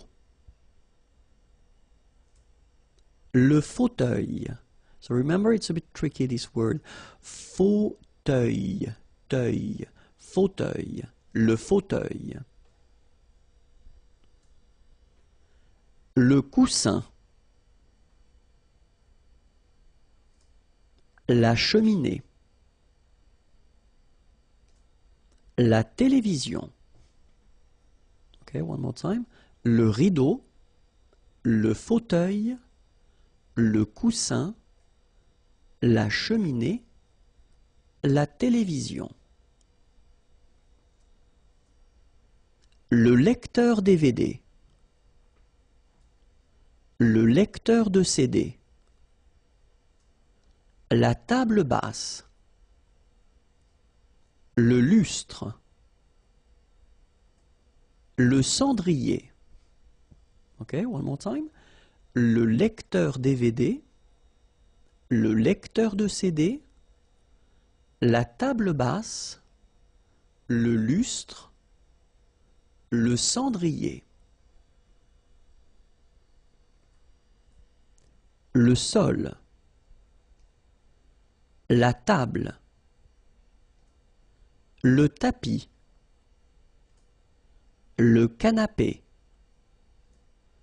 La bibliothèque. One more time. Le sol. La table. Le tapis. Remember, final S not pronounced. Le tapis. Le canapé. La bibliothèque. La cuisine. So in the previous lesson we were in la salle de séjour and now we're still in the house, but it's la cuisine. So let's discover what we have. La cuisine. Le congélateur.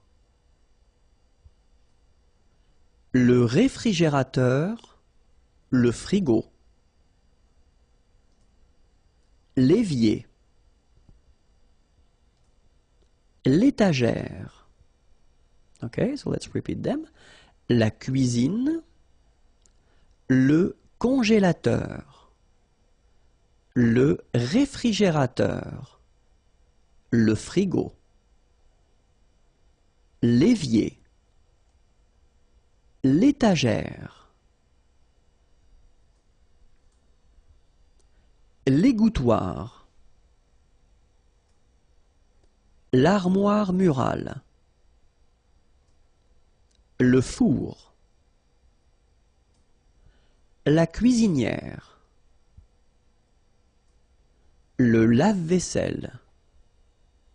Okay, let's see them one more time.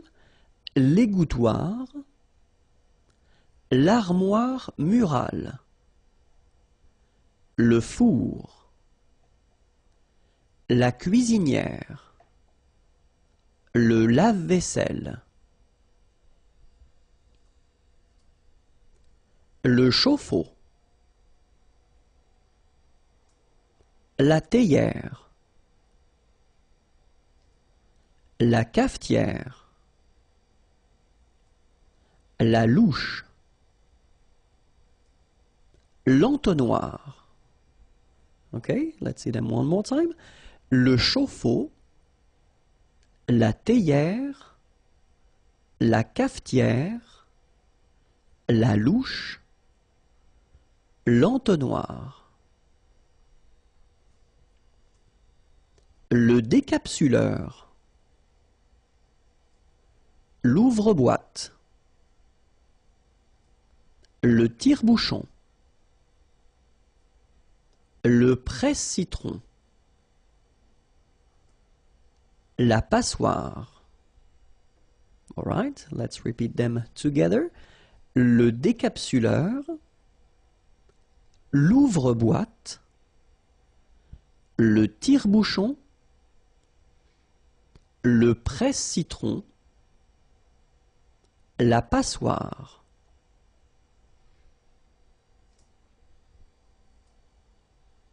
La râpe, le couteau, le casse-noix, le hachoir, le rouleau à pâtisserie. Okay, let's see them. La râpe, le couteau, le casse-noix, le hachoir, le rouleau à pâtisserie. Les fruits et légumes, so fruits and vegetables.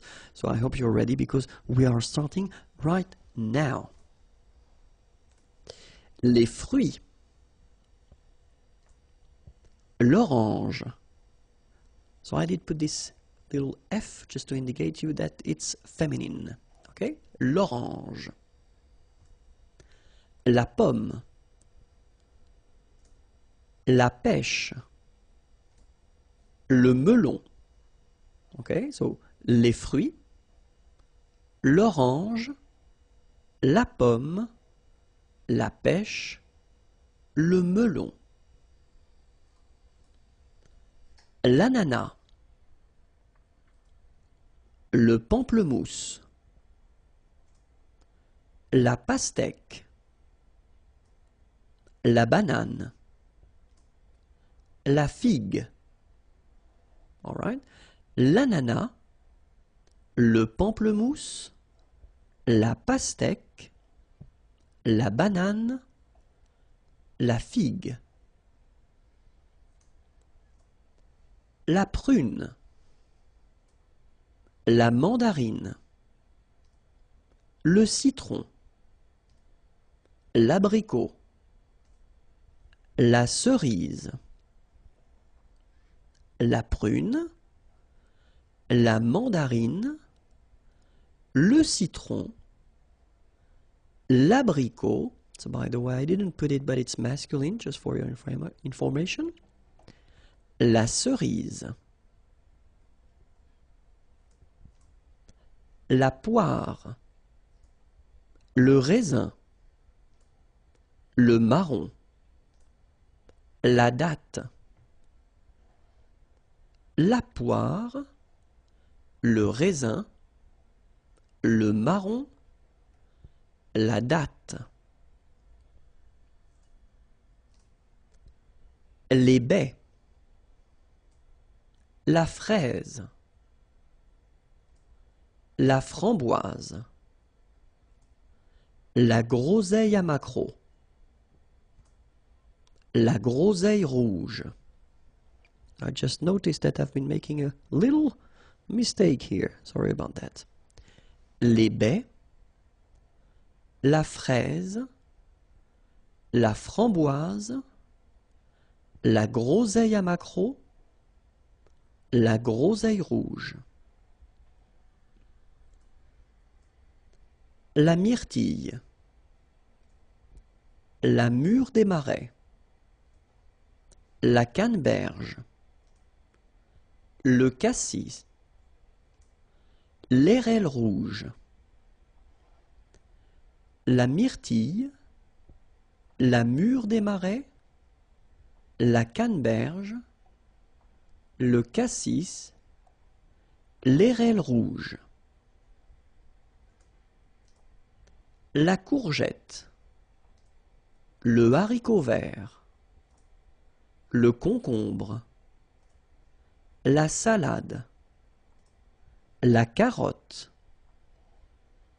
la courgette, le haricot vert, le concombre, la salade, la carotte, l'asperge, le navet, le petit pois, l'ail, la lentille, l'asperge, le navet, le petit pois, l'ail, la lentille, le haricot, la fève, l'artichaut, l'oignon, le chou, le haricot, la fève, l'artichaut, so for your information, artichaut is masculine, l'oignon, same thing for oignon, it's masculine, le chou,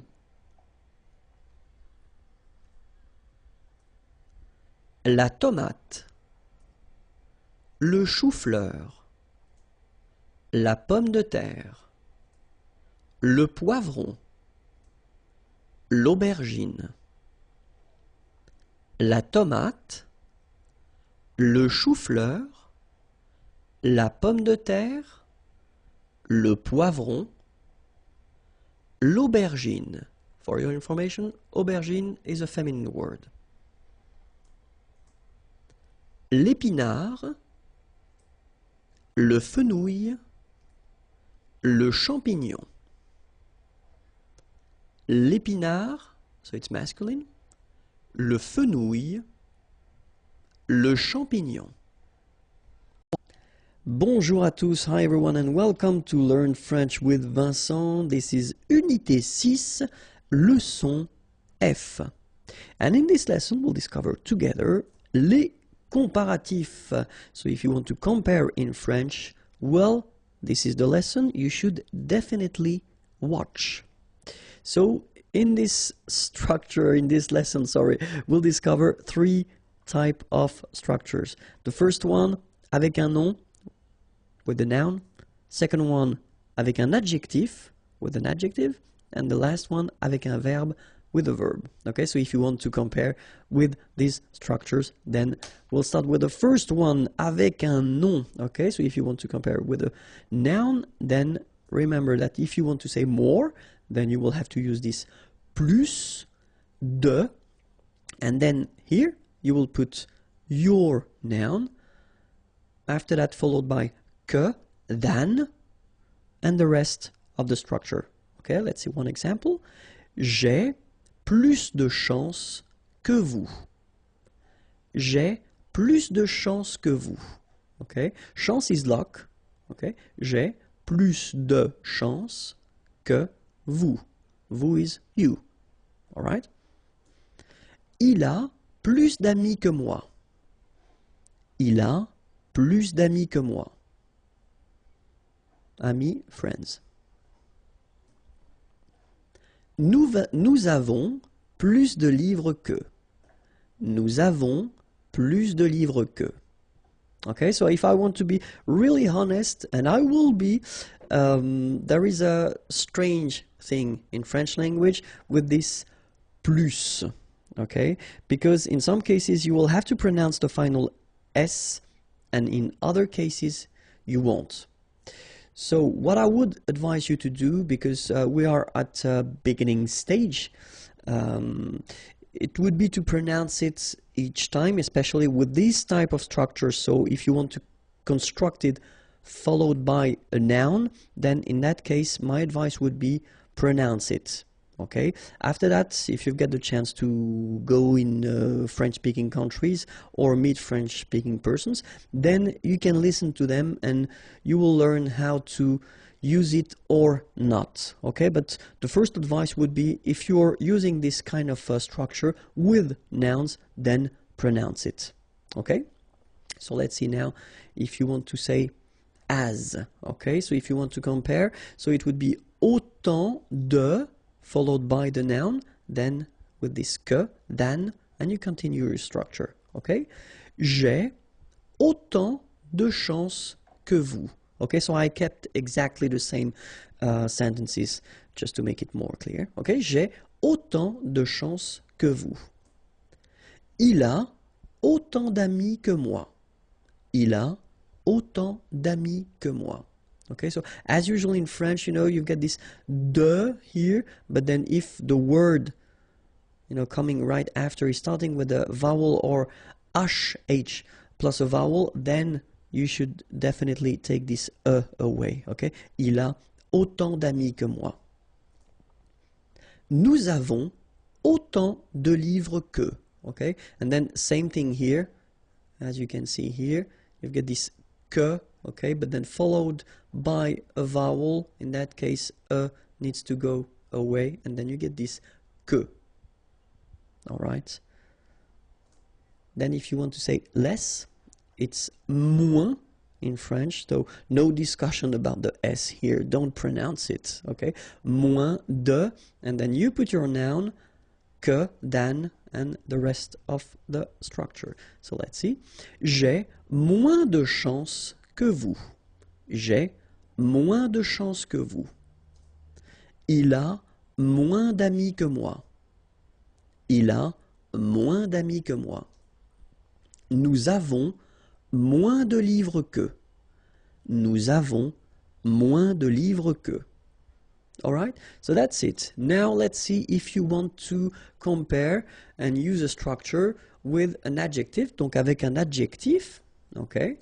First structure, if you want to use this more, okay, so you will use this plus, and in that case you don't pronounce the S, okay, plus. Then you put your adjective, and after that you put this que, than, and the rest of the sentence. Okay, so let's see now. Elle est plus rapide que moi. Rapide is fast, okay. Elle est plus rapide que moi. Il est plus fort que son frère. Fort is strong. Il est plus fort que son frère. Nous sommes plus intéressés que vous. Okay, and in that case, well, you make this little link, little liaison between the two, so you hear a little bit this S. Okay, nous sommes plus intéressés que vous. All right, so let's see them one more time. Elle est plus rapide que moi. Il est plus fort que son frère. Nous sommes plus intéressés que vous. All right? And then aussi, then you put your adjective, que, then, and the rest of the sentence. Okay? So, the same examples. Elle est aussi rapide que moi. Il est aussi fort que son frère. Nous sommes aussi intéressés que vous. Okay, so I'll repeat them. Elle est aussi rapide que moi. Il est aussi fort que son frère. Nous sommes aussi intéressés que vous. All right? And then, moins, same thing here. Remember, we don't pronounce the final S. Then you put the adjective, que, than, and the rest of the sentence. Okay? Elle est moins rapide que moi. Il est moins fort que son frère. Nous sommes moins intéressés que vous. Okay, one more time. Elle est moins rapide que moi. Il est moins fort que son frère. Nous sommes moins intéressés que vous. All right? And so the last structure, if you want to compare with a verb, then in that case, remember, plus will be with the S. So pronounce it plus que. Okay, let's see now. Elle parle plus que toi. Elle parle plus que toi. Il mange plus que son frère. Il mange plus que son frère. Nous voyageons plus que vous. Nous voyageons plus que vous. Okay, so let's repeat them. Elle parle plus que toi. Il mange plus que son frère. Nous voyageons plus que vous. And then, autant que. All right? So it goes like, elle parle autant que toi. Il mange autant que son frère. Nous voyageons autant que vous. All right, so let's repeat them one more time. Elle parle autant que toi. Il mange autant que son frère. Nous voyageons autant que vous. And the last one. Moins que. Elle parle moins que toi. Il mange moins que son frère. Nous voyageons moins que vous. One more time. Elle parle moins que toi. Il mange moins que son frère. Nous voyageons moins que vous. And this is it. Okay, the next lesson is here on YouTube/Imagier, and then the website is here, imagier.net. Have a great day. Bye bye. Bonjour à tous and welcome to Learn French with Vincent. This is Unité 6, leçon G, and in this lesson we'll see together, let me click, le passé composé of the verb faire. Faire is to do, and then we'll see together the passé composé form. So we did introduce the passé composé in the unit 5, okay, but I just want to check and make it clear that everything is okay for you. So we'll start with faire. It will be quite fast, but still quite useful. Let's start. J'ai fait. Tu as fait. Il a fait. Elle a fait. Nous avons fait. Vous avez fait. Ils ont fait. Elles ont fait. Alright, so to make it clear one more time, remember that in most of the cases for the passé composé, you will have to use avoir at the present form, followed by this participe passé form. So if you're not sure how to construct that, check Unité 5 and then you will see the lesson that explains everything, okay? But then we'll repeat it one more time. J'ai fait. So remember, final T is not pronounced. J'ai fait. Tu as fait. Il a fait. Elle a fait. Nous avons fait. Little link between the two. Nous avons fait. Same thing here. Vous avez fait. And same thing here. Ils ont. Ils ont fait. Elles ont fait. Alright? So that's it. It was the verb faire at the passé composé. Really important. If that's okay with you and if it's clear, then you can continue. And the website is youtube.com/imagier. Or then more material, imagier.net. Have a great day. Au revoir. Well, basically it's for important verbs, and this one, venir, to come, is quite important, especially because it's a bit tricky in a way, so we'll see why. Je suis venu. Tu es venu. Il est venu. Elle est venue.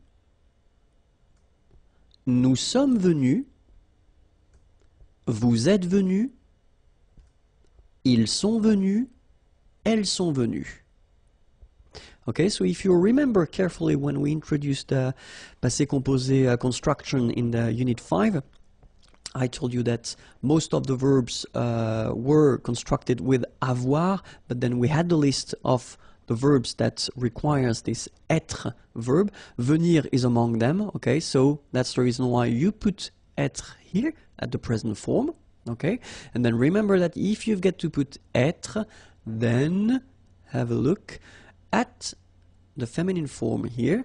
You will have to add this final e, okay, feminine singular, but then for the plural form you will have to add this s here, okay, and then for the feminine plural you will have to add this es.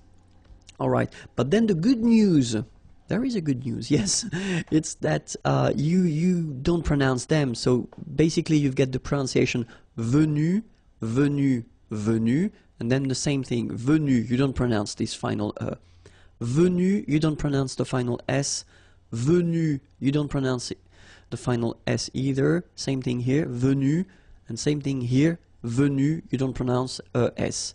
So phonetically you only have one way to pronounce it, but remember, if you want to write correctly, you will have to put e for the feminine, s for the plural, es for the feminine plural. Okay, let's repeat them one more time.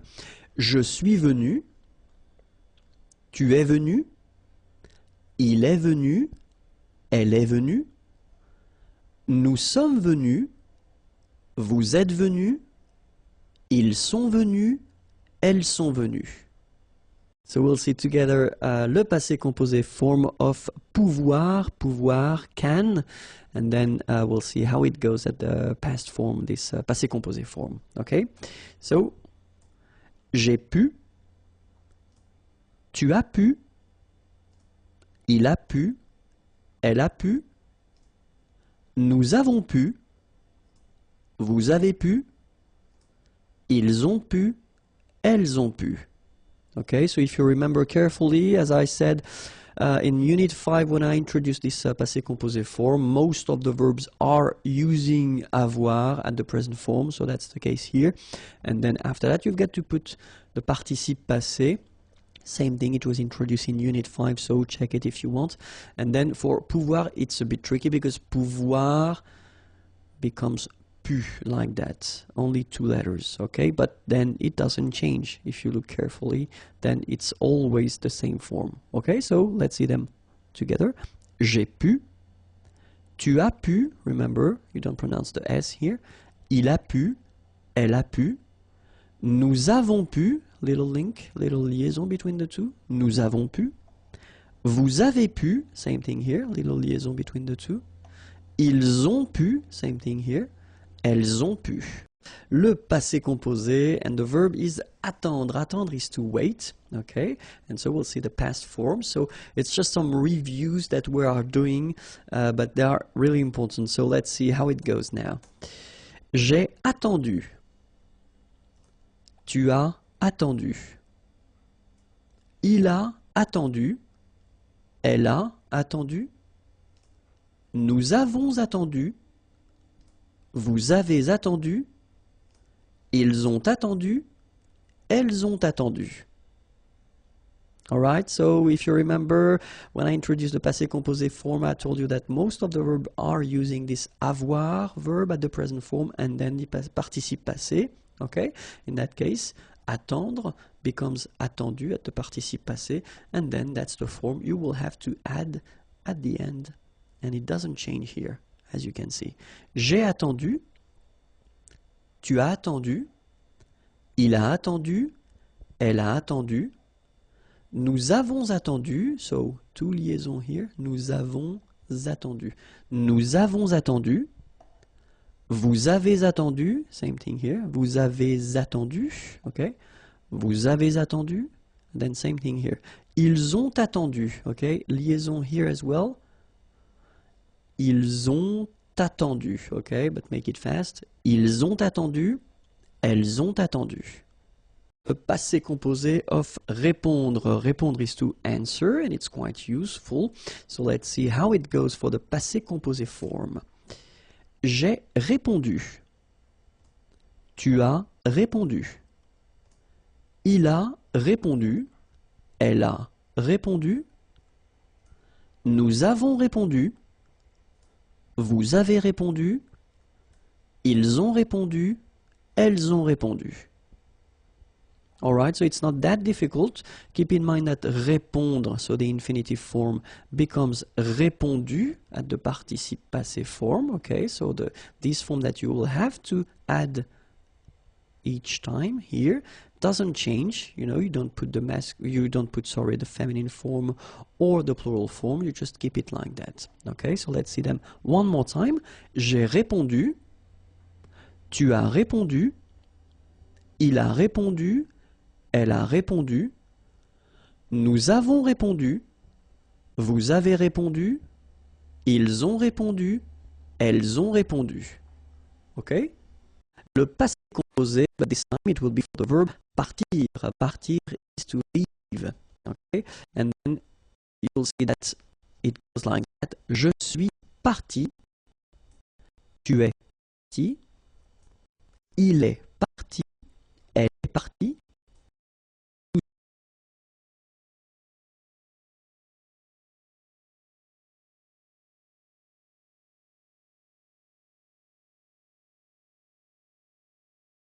Nous sommes partis, vous êtes partis, ils sont partis, elles sont parties.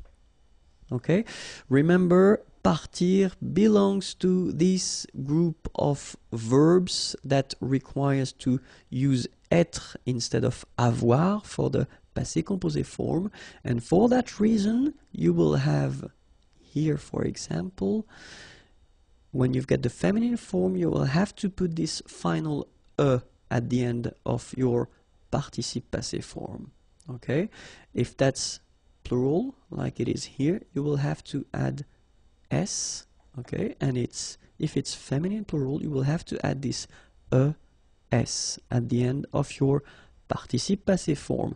But when it comes to phonetics, so what you will pronounce, the good news is that you won't pronounce these s or es. Okay, so it will go like parti, parti, and then here same thing, parti, parti, and parti. Okay, so phonetically it's not that difficult, but then if you want to write correctly, remember to put for the feminine form, s for the plural form, es for the feminine plural form.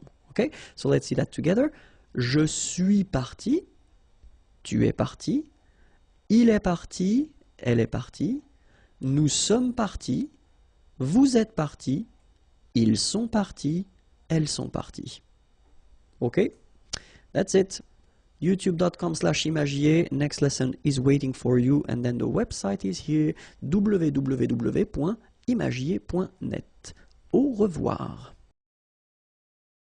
Le passé composé of the verb savoir. Savoir is to know. It's quite used and quite useful. Okay, but then keep in mind that this lesson regarding passé composé is the last one. Okay, so if you're not sure how to make it, remember that in Unit 5 I did a big lesson regarding le passé composé. And then in Unit 6, few verbs were, well, it was possible to see them, okay? But then after that, we won't see le passé composé again.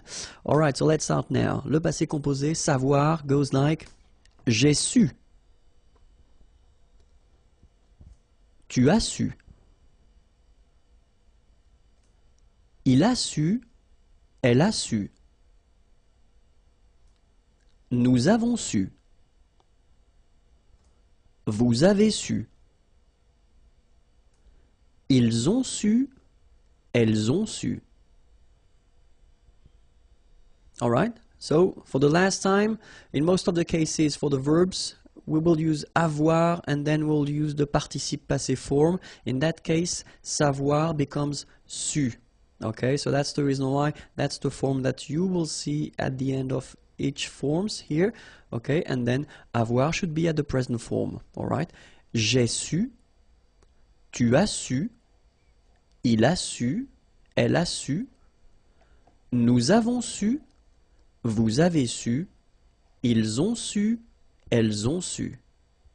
Futur simple, so basically it's the future tense, okay? When you want to express something that you will do, let's see how we will make it in French. So we'll see the difference between the three groups of verbs that we've got in French. The first group is ending with er, remember? Parler, to talk, to speak. So the idea is that in that case, for this group, you don't change anything. So you just keep the basic form, the infinitive form, all right? And after that, you will put at the end ai for je. Okay, so this will be your ending. So you just don't touch the verb, don't touch the infinitive form, you just put at the end this ending, okay? Second group of verbs, finir, to finish, to end. Well, the good news is that it will behave the same way as for the first group of verb. You don't modify anything, you just keep your infinitive form and you will put the ending ai here as well. So you get je parlerai and then you will get je finirai. So it's not that difficult for these two first group, okay? The third group, it's a bit more tricky, of course, as usual, because we're talking about irregular verbs, okay? But still, I took this lire. Lire is to read, okay? And then you can see that it's ending with this so the vowel okay? As usual, what we'll do, we'll take this away. So we get now L-I-R, and after that, we just put the ending. Je lirai. All right? So it will apply for most of the verbs. Of course, because it's French language, it's not all the verbs. We've got exceptions, but we'll see the exceptions a bit later in this lesson. But still, that's the idea of constructing it. If it's ending with this vowel, take it away. All right? You get that. And after that, you just put the ending. All right? So let's see. The ending for je will be ai. All right? And you pronounce it e. Remember, open e. Okay? The ending for tu will be as. You don't pronounce the s, so you pronounce a. All right? The ending for il, elle will be a. Okay? Phonetically, exactly the same thing as for tu. Okay? A. The ending for nous will be ons, as usual. Okay? Remember, you don't pronounce the final s, you get the on sound. Okay? Nasal in your nose, on. All right? The ending for vous will be, as usual, a z, but then you pronounce it e. Okay? And then the ending for il, elle will be ont. You don't pronounce the final t, so you get the nasal on. All right? So e, a, on, et, on. Okay? So let's see how it will go with parler, parler, to speak, to talk. Okay? Je parlerai. Tu parleras. Il parlera. Elle parlera. Nous parlerons. Vous parlerez. Ils parleront. Elles parleront. All right? So as I said, just keep your basic form and just put your endings. Okay? E, a, on, et, on. That's it. Let's see now. Choisir, to choose. Second group of verbs. Je choisirai. Tu choisiras. Il choisira. Elle choisira. Nous choisirons. Vous choisirez. Ils choisiront. Elles choisiront. same thing. Remember, just keep the infinitive form, the basic form, and just put your endings at the end. E, a, on, et, on. Okay? Let's see now. Écrire. Écrire is to write. Okay, so third group, but then remember, as we saw with lire, we took away this final okay? And only with the first part, we just add after that the endings. So, j'écrirai, tu écriras, il écrira, elle écrira, nous écrirons, vous écrirez, ils écriront, elles écriront. Alright? So it's not that difficult, okay? As I said, you take away the and after that, a, on, et, on. Alright? So, of course, we've got some exceptions, as I said. The first one is être. Être will become sœur. So the important thing with the futur simple is that the verb will change, but the endings will be the same. Okay, so the endings we saw previously will be exactly the same. Okay, so the only thing that you've got to remember is that être will become sœur. So that's the part that you will have to put, and then you will combine it with the ending, and it will become je serai. Okay, remember, ending for je was ai, je serai. Okay, avoir is becoming or. Okay, so tu auras. Aller will become ir. Il ira, elle ira. Faire will become faire, F-E-R. So you will get nous ferons. Savoir will become saur, S-A-U-R. Vous saurez. Voir will become ver. Ils verront, elles verront. Alright, so remember, être is becoming sœur, avoir becomes or, aller, ir, faire, faire, savoir, sort, voir, ver. Okay, but then after all these forms, you will just put the normal endings that we saw previously. So AI for je, AS for a, ONS, EZ, ONT. Other exceptions, pouvoir will become pour. Je pourrais. Vouloir, voudre. Tu voudras. Pleuvoir, pleuvre. Il pleuvra. Devoir, d'œuvre. Nous devrons. Venir, viendre. Vous viendrez. Courir, court. Il, elle, courront. Okay? So pouvoir is becoming pour, and it means can. Vouloir, voudre, to want. Pleuvoir, to rain, pleuvre. Devoir, to have to, d'œuvre. Venir, to come, viendre. Courir, to run, court. Okay? And then, as we saw previously, you only add after the endings. Alright? So, remember one more time. Je, ending for je is AI. Tu, ending for tu is AS. Il, elle, A. Nous, ONS. Vous, EZ. Il, elle, ONT. Okay? So, est, a, on, et, on. le pronom complément en. So let's see now.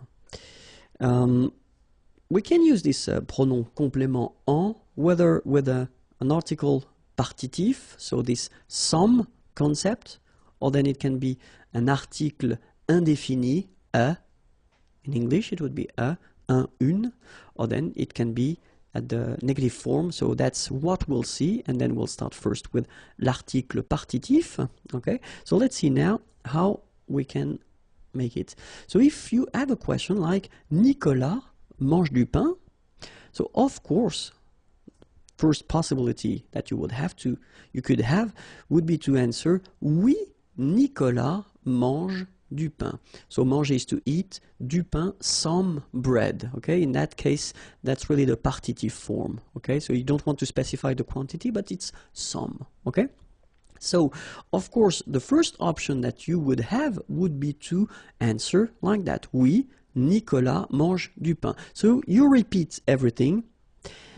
Normally, that's not the way we will do, because we tend to replace things with pronouns when it's possible. Okay, so the first option would be to replace Nicolas in that case. You don't want to repeat Nicolas, so you can say oui, il, he, instead of Nicolas because it's masculine, mange du pain. So that's the first step. Okay, the second step, you want to replace this du pain. Okay, so this partitive thing, and that's when this pronoun en is used. All right, so oui, il en mange. Okay, so in that case you use this il just to avoid repeating Nicolas because it was previously stated, and then you want to use this en, the pronoun, just to avoid repeating du pain because it was in the question. Okay, oui, il en mange. So remember that this en pronoun should be before the verb. Okay, so let's see now another example. In the first example we had the masculine form, and now I wrote same sentence, but then here we've got de la salade. Okay, salade is feminine word, so in that case it's not du, but then it's de la. Okay, but still it's the partitive form, some. Okay, Nicolas mange de la salade. Okay, so as we saw, first option would be oui, Nicolas mange de la salade, so you repeat the whole sentence. Second option, you don't want to repeat Nicolas, oui, il mange de la salade. Okay, and the last option, you don't want to repeat either Nicolas nor de la salade, so you get oui, il en mange. Okay, let's see now if you've got de l'eau. Nicolas boit de l'eau. Oui, Nicolas boit de l'eau. Second option, you don't want to repeat Nicolas. Oui, il boit de l'eau. Third option, oui, il en boit.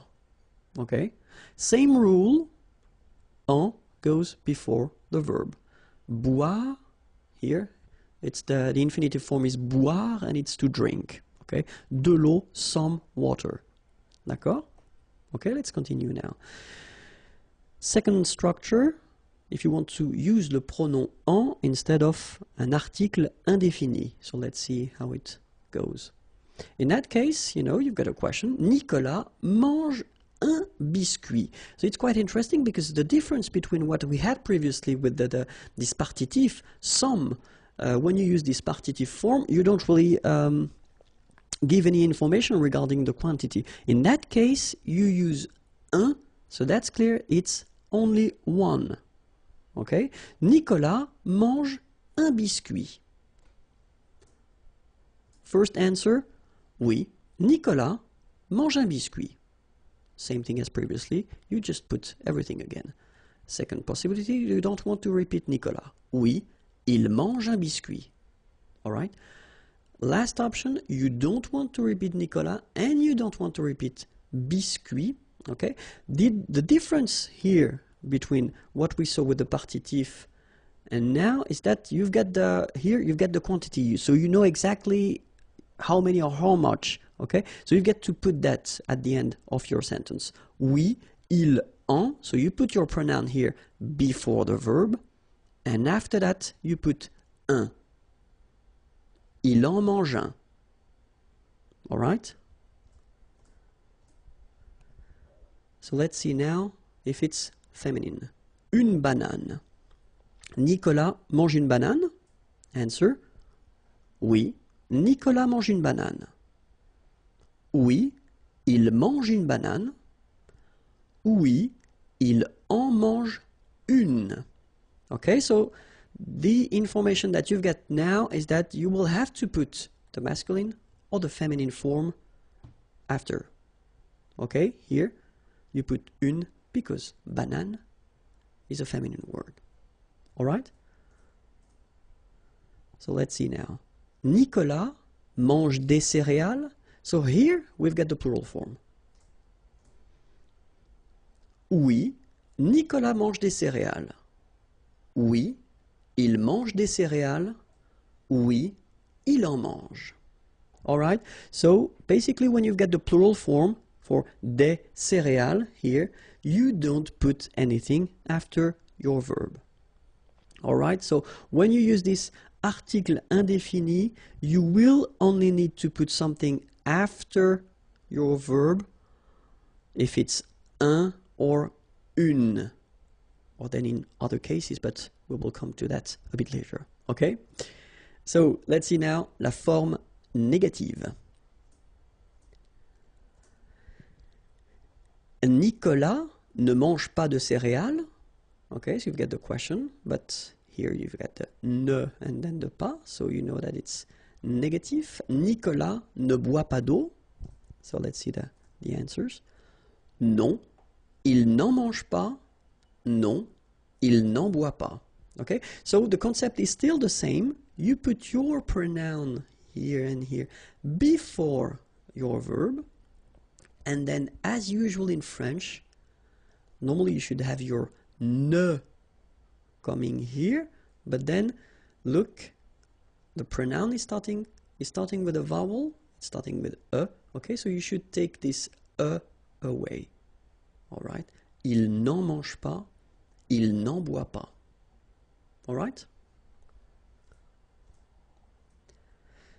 And then le pronom en, well, it can replace the preposition de plus a noun, and especially a noun for a thing. Okay, so let's see now. Est-ce que Frédéric est content de son nouvel ordinateur?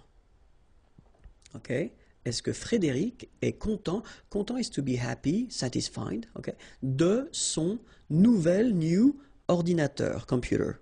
D'accord? Est-ce que Frédéric est content de son nouvel ordinateur?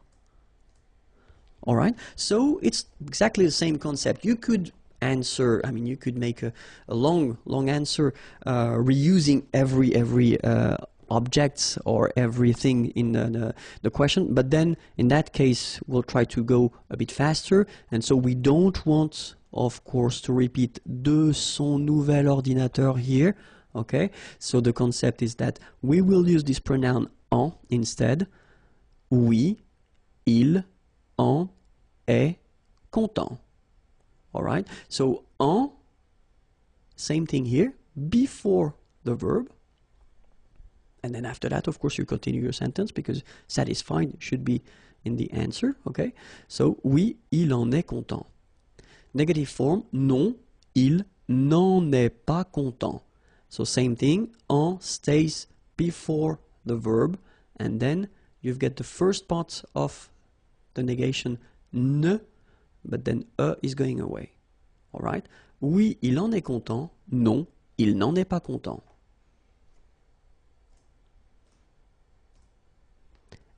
Est-ce que Frédéric parle de son chef? Oui, il en parle. Non, il n'en parle pas. Okay, so same thing, same concept, just put it before the verb. Okay, when you've got the negative form, then you should take this away from the first part of your negative form. Il n'en parle pas. est-ce que Frédéric a besoin de notre aide? Okay? Avoir besoin, it's to need. Okay? Notre aide, our help. Est-ce que Frédéric a besoin de notre aide? Same thing here. We don't want to repeat de notre aide. So, oui, il en a besoin. Non, il n'en a pas besoin. All right? And now, let's see how it goes when you construct it with one verb, avec un verbe, with two verbs, avec deux verbes. And then if you construct it with one verb composed, like for the passé composé, for instance. So let's see now, avec un verbe, with one verb. So you've got a question. Laurent prend un biscuit. Oui, il en prend un. Non, il n'en prend pas. So remember, we saw that previously. Huh? If you've got un biscuit, in that case you've got to state the amount here, un. Okay, so in that case it's masculine, un biscuit, so it's un. Oui, il en prend un. Okay, so you put en before the first verb. Non, il n'en prend pas. Laurent prend 2 biscuits. Oui, il en prend 2. Okay, so in that case you've got to put the amount. Il en prend 2. So it would be the same if you would have 3 biscuits, 3. In that case you would put oui, il en prend 3. But then keep in mind that if you put the negative answer, non, il n'en prend pas. So you don't need to state the amount. Okay, il n'en prend pas. Now we'll see the same structures but with 2 verbs. And so the best way to construct with 2 verbs, if you want to make examples like that, is to construct that with the near future. Laurent va prendre un biscuit. Is going to take a biscuit. Laurent va prendre un biscuit. Oui, il va en prendre un. So the interesting thing here is that if you look carefully, you've got first aller here, so the first verb is here, and then you've got the second verb here. So it's at the infinitive form because that's the rule in French. When you construct with 2 verbs, the second one will be at the infinitive. And keep in mind that your pronoun, en here, should be before the second verb. Okay? So I'm not going to tell you that it should be between the two because you could have other things between the two. Okay? It should be before the second verb. Oui, il va en prendre un. Okay? And you get a good example here for the reason why I told you it should be before. Non, il ne va pas en prendre. Alright? Because here you've got your aller verb, va, but then you've got the negative form, ne va pas. But then your pronoun should be before the second one. Okay? Il ne va pas en prendre. Let's see now. Laurent va prendre 2 biscuits. Answer. Oui, il va en prendre 2. Non, il ne va pas en prendre. Okay? So let's see now when you've got a composed verb. So we just need to put the same sentence at the passé composé form. Laurent a pris un biscuit. Oui, il en a pris un. Okay? So the important thing now is to try to remember that when you've got this form, a pris, even if you've got 2 parts, well, technically you don't have 2 verbs, you've got 1 verb. Okay? So your pronoun en should be before the verb, so it means before a here. Okay? One common mistake is to put this en between the 2. Okay? Because you tend to think that maybe you've got 2 verbs, but no. It's here, okay? Il en a pris un.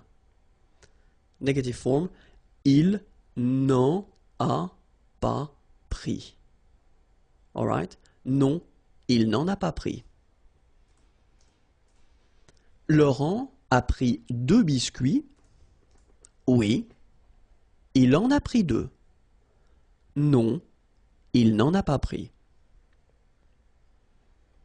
Le pronom complément Y. So in the previous lesson we saw another pronoun, so it's the pronoun en, okay, and in that case, in this lesson we'll see le pronom Y.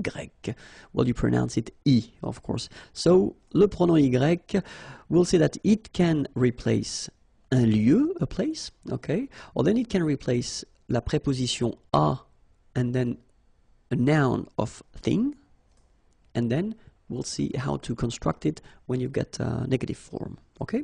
So let's see now for a place, un lieu. So let's see a question. Isabelle va en Finlande. So va, remember, it's aller, okay? And then en Finlande, in Finland. Isabelle va en Finlande. So of course, you will have many options to answer to this question. The first one would be maybe the more logical. Oui, Isabelle va en Finlande. So you just take all the elements that you had in the question and then you answer with that. Of course, in many situations we won't, because French people like to use pronouns when it's possible. So the first option that we would have is to avoid repeating Isabelle. Okay? So, elle va en Finlande. All right? And the other option we would have would be to avoid repeating this en Finlande. Okay, so it's a place, it's a country, okay? And in that case, it does mean that it would be possible to use this Y, so I, you pronounce it I, okay? So, oui, elle y va. So keep in mind that it's a pronoun and then it should be here just before your verb, okay? Elle y va. Alright, so, oui, Isabelle va en Finlande. Oui, elle va en Finlande. Oui, elle y va. Okay, so let's see another example now. So if you're using a name of a town, because previously we had a country and now it's a town, so it's Paris, okay? Isabelle va à Paris, so it's a question. Of course, you can answer like we saw previously. Oui, Isabelle va à Paris. First option, repeat everything, no problem. Second option, you just want to avoid repeating Isabelle. Oui, elle va à Paris. And then, last option, you just want to avoid repeating Isabelle and then Paris. Oui, elle y va. All right? And now, it's a place. Cinéma. Okay? Isabelle est au cinéma. Oui, Isabelle est au cinéma. Repeat everything. Second one, you just don't want to repeat Isabelle. Oui, elle est au cinéma.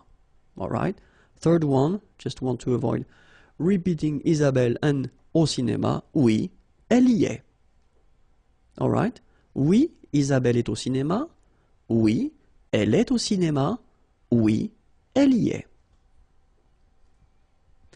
Second situation when we can use this pronoun I or Y, it's when you replace it. When you replace this preposition a and then a noun of thing. Let's see now. Est-ce qu'Isabelle pense is to think, à son examen, exam, okay, to think about. Est-ce qu'Isabelle pense à son examen? First option, repeat everything. Oui, Isabelle pense à son examen. Second option, you just don't repeat Isabelle. Oui, elle pense à son examen. Third option, you don't repeat Isabelle, and same thing for à son examen, so oui, elle y pense. Alright, same concept, remember, y should come before the verb. Est-ce qu'Isabelle joue au tennis? So in that case, remember, it's au, but then au is clearly the combination of the preposition à and then the article le tennis, the, okay? So when you combine these two, you get this au tennis. So still, it does give you the information that it is the preposition which is modified. So still, it's possible to use this pronoun. Oui, Isabelle joue au tennis. Repeat everything. Second one, oui, elle joue au tennis. And the last one, oui, elle y joue. All right, so you can see that it's quite short. It's quite short, but it's quite useful because you don't need to repeat all the things that were stated in the question. Okay, so remember, as usual, the pronoun should come before the verb. All right, so now we'll see how to construct these sentences with the pronoun y, but then when you're using this negative form. Okay, est-ce qu'Isabelle joue au tennis? First option, oui, elle y joue. Second, non, elle n'y joue pas. All right, so negative form should be before the pronoun here. Okay, and then as usual, remember the ne followed by a vowel, they don't really get along, so should go away. So you take it away and you get ni, joue, and after the verb you put your pas form. Okay? Isabelle est au cinéma? Oui, elle y est. Non, elle n'y est pas. Same thing, okay? Negation here before your pronoun, but then is going away, and then pas after your verb. Okay, so let's see now how you construct it with one verb. Alexandre va au concert? Oui, il y va. Non, il n'y va pas. Okay, so no changes from what we saw previously. Okay, so before your verb, and then here, when you get the negative form, your ne is coming before the pronoun, and then your pas is coming after your verb. Okay? When you get two verbs now. Alexandre va aller au concert? So it looks a bit strange, sorry about that. He's going to go at the concert. I know, I know, but it's just to show you how it works, and I don't want to change the sentence, okay? So, oui, il va y aller. Okay, so you can see here now that this pronoun y should be before the second verb, okay? Il va y aller. Negative form, non. Il ne va pas, okay? So your negative form is before and after the first verb, and that's the key thing, okay? And then your pronoun is coming before, sorry, your second verb. Okay, so your pronoun y should be always before your second verb. Okay? And now, let's see how it will work if we've got a composed tense like aller here, and it's at the passé composé form. So Alexandre est allé au concert. Okay, it's the past tense. Oui, il y est allé. Okay, so keep in mind that even if you've got two parts here, okay, it's only one verb. It's the verb aller at the passé composé. Okay, so it's composed. So you've got two elements, but still it's one verb. So it means that your pronoun y should be before. Il y est allé. All right, and then the tricky thing, normally it's the negative form at the passé composé. Look, non, il. So you put first the negative part. So ne, obviously this is going away because you've got a vowel, okay, as usual. Il n'y est, and then you put, as we saw previously in Unit 5, or I don't remember, I guess it was Unit 5 when I introduced the passé composé, you put this pas here between être and your participe passé form, okay? So, non, il n'y est pas allé. Alright? Bonjour à tous, hi everyone, and welcome to Learn French with Vincent. This is Unité 7, leçon A. And in this lesson we'll work together on the adverbs, les adverbes, and to be more precise, we'll see three cases. The first one will be with an adjective, an adverb. Second situation will be with un verbe, and then the last one will be with une phrase. Okay, so let's see that right now. The first case we'll discover or we'll work on will be with an adjective or an adverb. Okay, so let's see. The idea is normally that the adverb should be placed, adverbe placé, devant, before the adjective or the other adverb. Okay, so if you've got a structure with one adverb and one adjective, your adverb should be placed before the adjective. If you've got two adverbs, then this one should be before the second one. Okay, so let's see how it goes. First example, ce thé est trop chaud. Okay, ce thé is tea, of course, and then here we've got the demonstrative. This tea is too hot. Okay, so you've got the adjective chaud here, and then this trop should be before the adjective. Okay, so it's quite easy. Another possibility here, you've got two adverbs, so this one, trop, too, and then rapidement, well, fast, okay, and then parler is to talk. Il parle trop rapidement. Okay, so obviously this trop, too fast, should be before rapidement. Okay, and then last example, ce film est assez intéressant. Ce film est assez enough, intéressant, interesting. Okay, so assez comes before intéressant.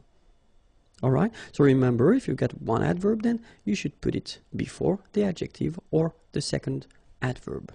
All right, so let's see now how you will construct it if you have a verb.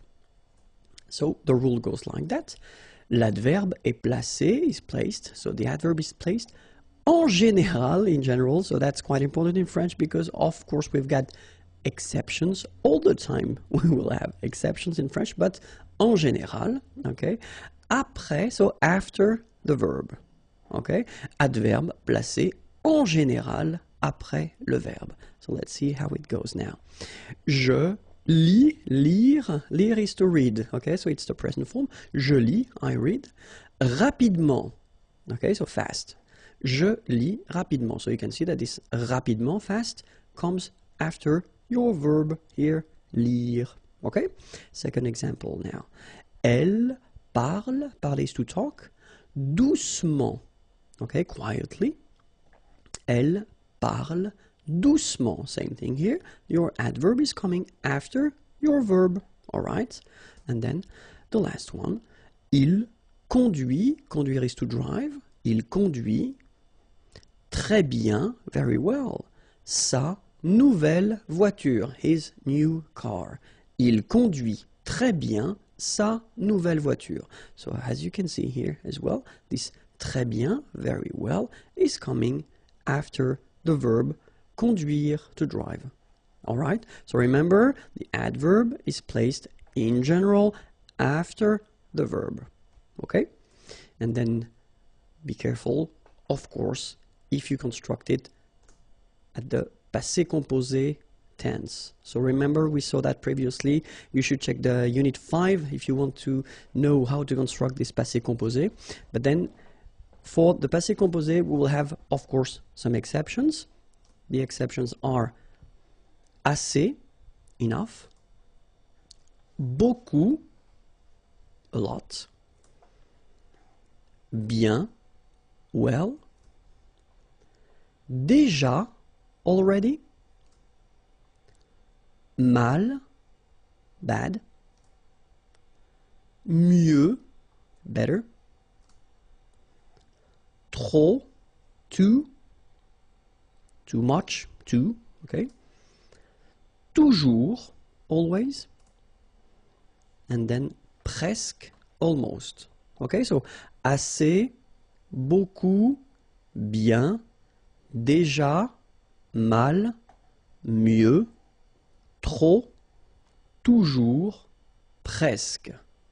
So try to remember them, and then in the next page I will show you how they change. So if you take this trop, remember it was too much. So je parle trop, I talk too much. So if we've got the present form as we do here, basically it does respect the rule as we saw previously, so it comes after the verb. Okay, je parle trop. But then, if you put the same sentence at the passé composé form, okay, so remember passé composé, you've got avoir or être, and then after that you get this participe passé form, all right? So you will have to put this adverb, trop, between the two here. J'ai trop parlé. All right? Let's see now another example. Il se repose. Se reposer is to rest. Okay? Il se repose beaucoup, a lot. And then, if you put the same sentence at the passé composé form, il s'est beaucoup reposé. All right? Il s'est beaucoup reposé. So remember, present here, present form, you've got this adverb, it's coming after the verb, but then here, it must be here, so between the two. Okay? Another example. Je dors mal. So dormir, it's to sleep. Okay? Mal, bad. Passé composé form, j'ai mal dormi. So same thing. Doesn't come after, but it's right here. Okay? Elle sourit toujours. Sourire, to smile, toujours, always. Present form, elle sourit toujours. And then, passé composé form, elle a toujours souri. All right? And now, let's see if you want to make a sentence. Because you will have to remember that in some cases, well, the place of the adverb can change. Est variable. Okay? So let's see. You've got an example here. Malheureusement, so malheureusement means unfortunately, malheureusement, elle a perdu ses clés. Perdre, it's to lose, okay? Ses clés, her keys, okay? And it's the passé composé form. Malheureusement, elle a perdu ses clés. Okay, so that's one option. So you can start here, as you can see. You start with the adverb, and then you continue your sentence. All right? But then, it would be possible as well to change the order and to start like elle a perdu ses clés, malheureusement. Okay, so you can see that it's possible to start with the adverb, or then you can end with it as well. So it's possible to move the adverb. In this case, it doesn't need to be at the right beginning of the sentence. Okay, we'll see another example. Récemment, récemment means recently. Il a décidé, okay, décidé to decide, de changer, to change, de travail. Travail is work. Okay? Récemment, il a décidé de changer de travail. Okay? And it will be the same here. If you look carefully, you can start with il a décidé de changer de travail. So the same portion that we had here, you can start with it. And then you put récemment at the end. Okay? So in some structures, well, keep in mind that it's possible whether to start with the adverb or that to end with the adverb if you want. Okay? Well, it's for once it's quite easy in French. All right? Okay, so I hope it was clear. So it was the first lesson of Unit 7, Unité 7. If you want more lessons, well, you can find them here, and then the website is waiting for you, imagier.net. Have a great day. Bye bye. In this lesson, we'll try to focus on what we call les adverbes de manière, and especially the way to construct them. Okay? So the rule goes like, if you've got, or if you want to construct an adverbe de manière, first you've got to know, well, the adjective at the masculine form. Then you will make it or modify it and put it at the feminine form.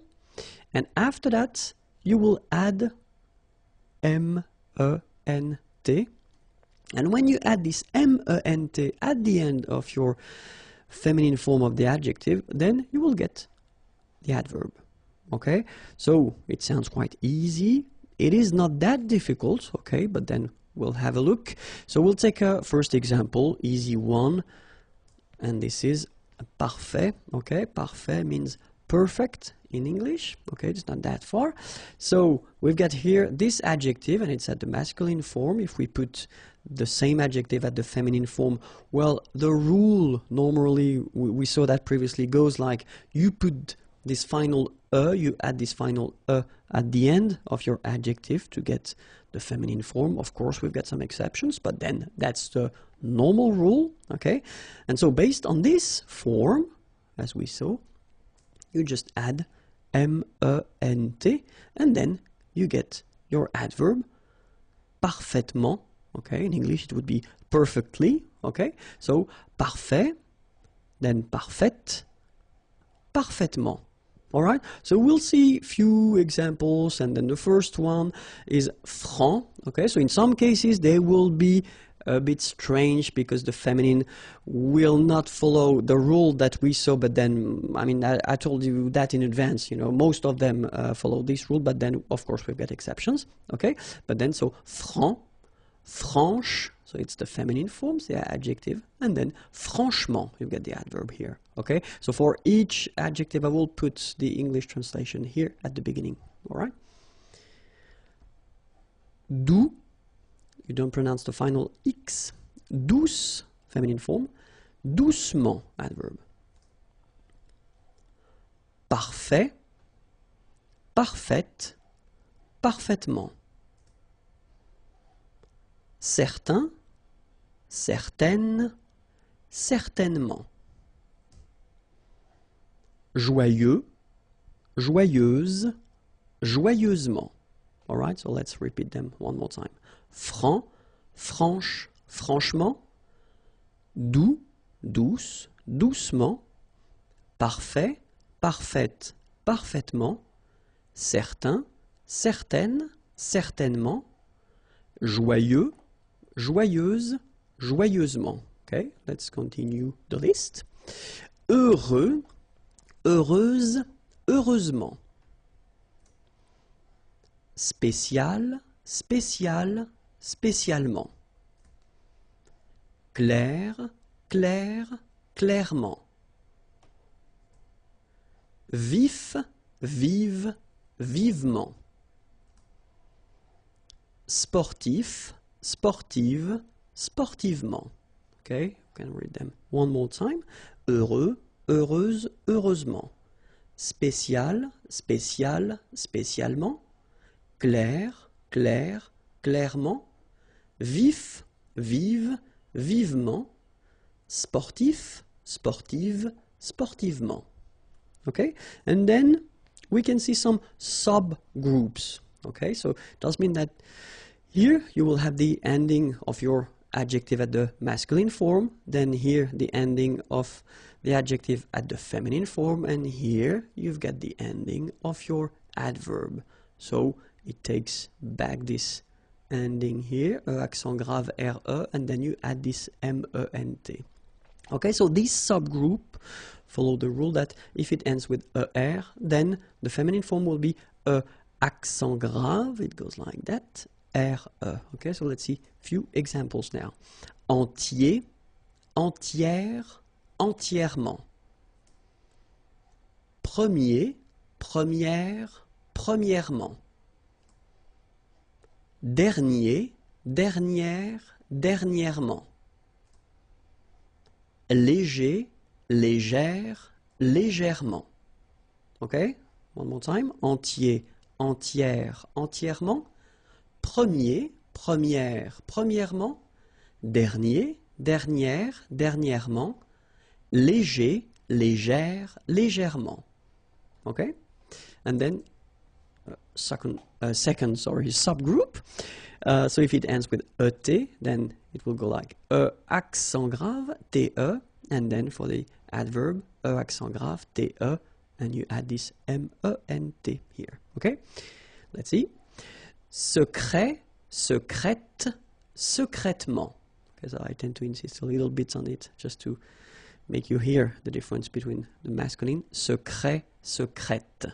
Okay, you're pronouncing the T. Okay? Complet, complète, complètement. Discret, discrète, discrètement. Okay, so one more time. Secret, secrète, secrètement. Complet, complète, complètement. Discret, discrète, discrètement. Okay, so let's see another subgroup. So actually you get two things here. The first one, so if your adjective is ending with ent, then it will be transformed for the adverb, like ent. And if it ends with ant, it will be transformed like ament, okay?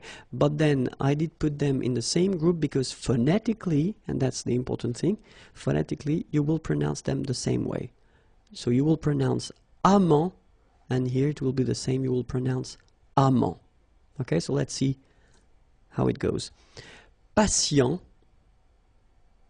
and then patiemment. So as I told you, even if you write it ement, phonetically it goes like amant, patiemment.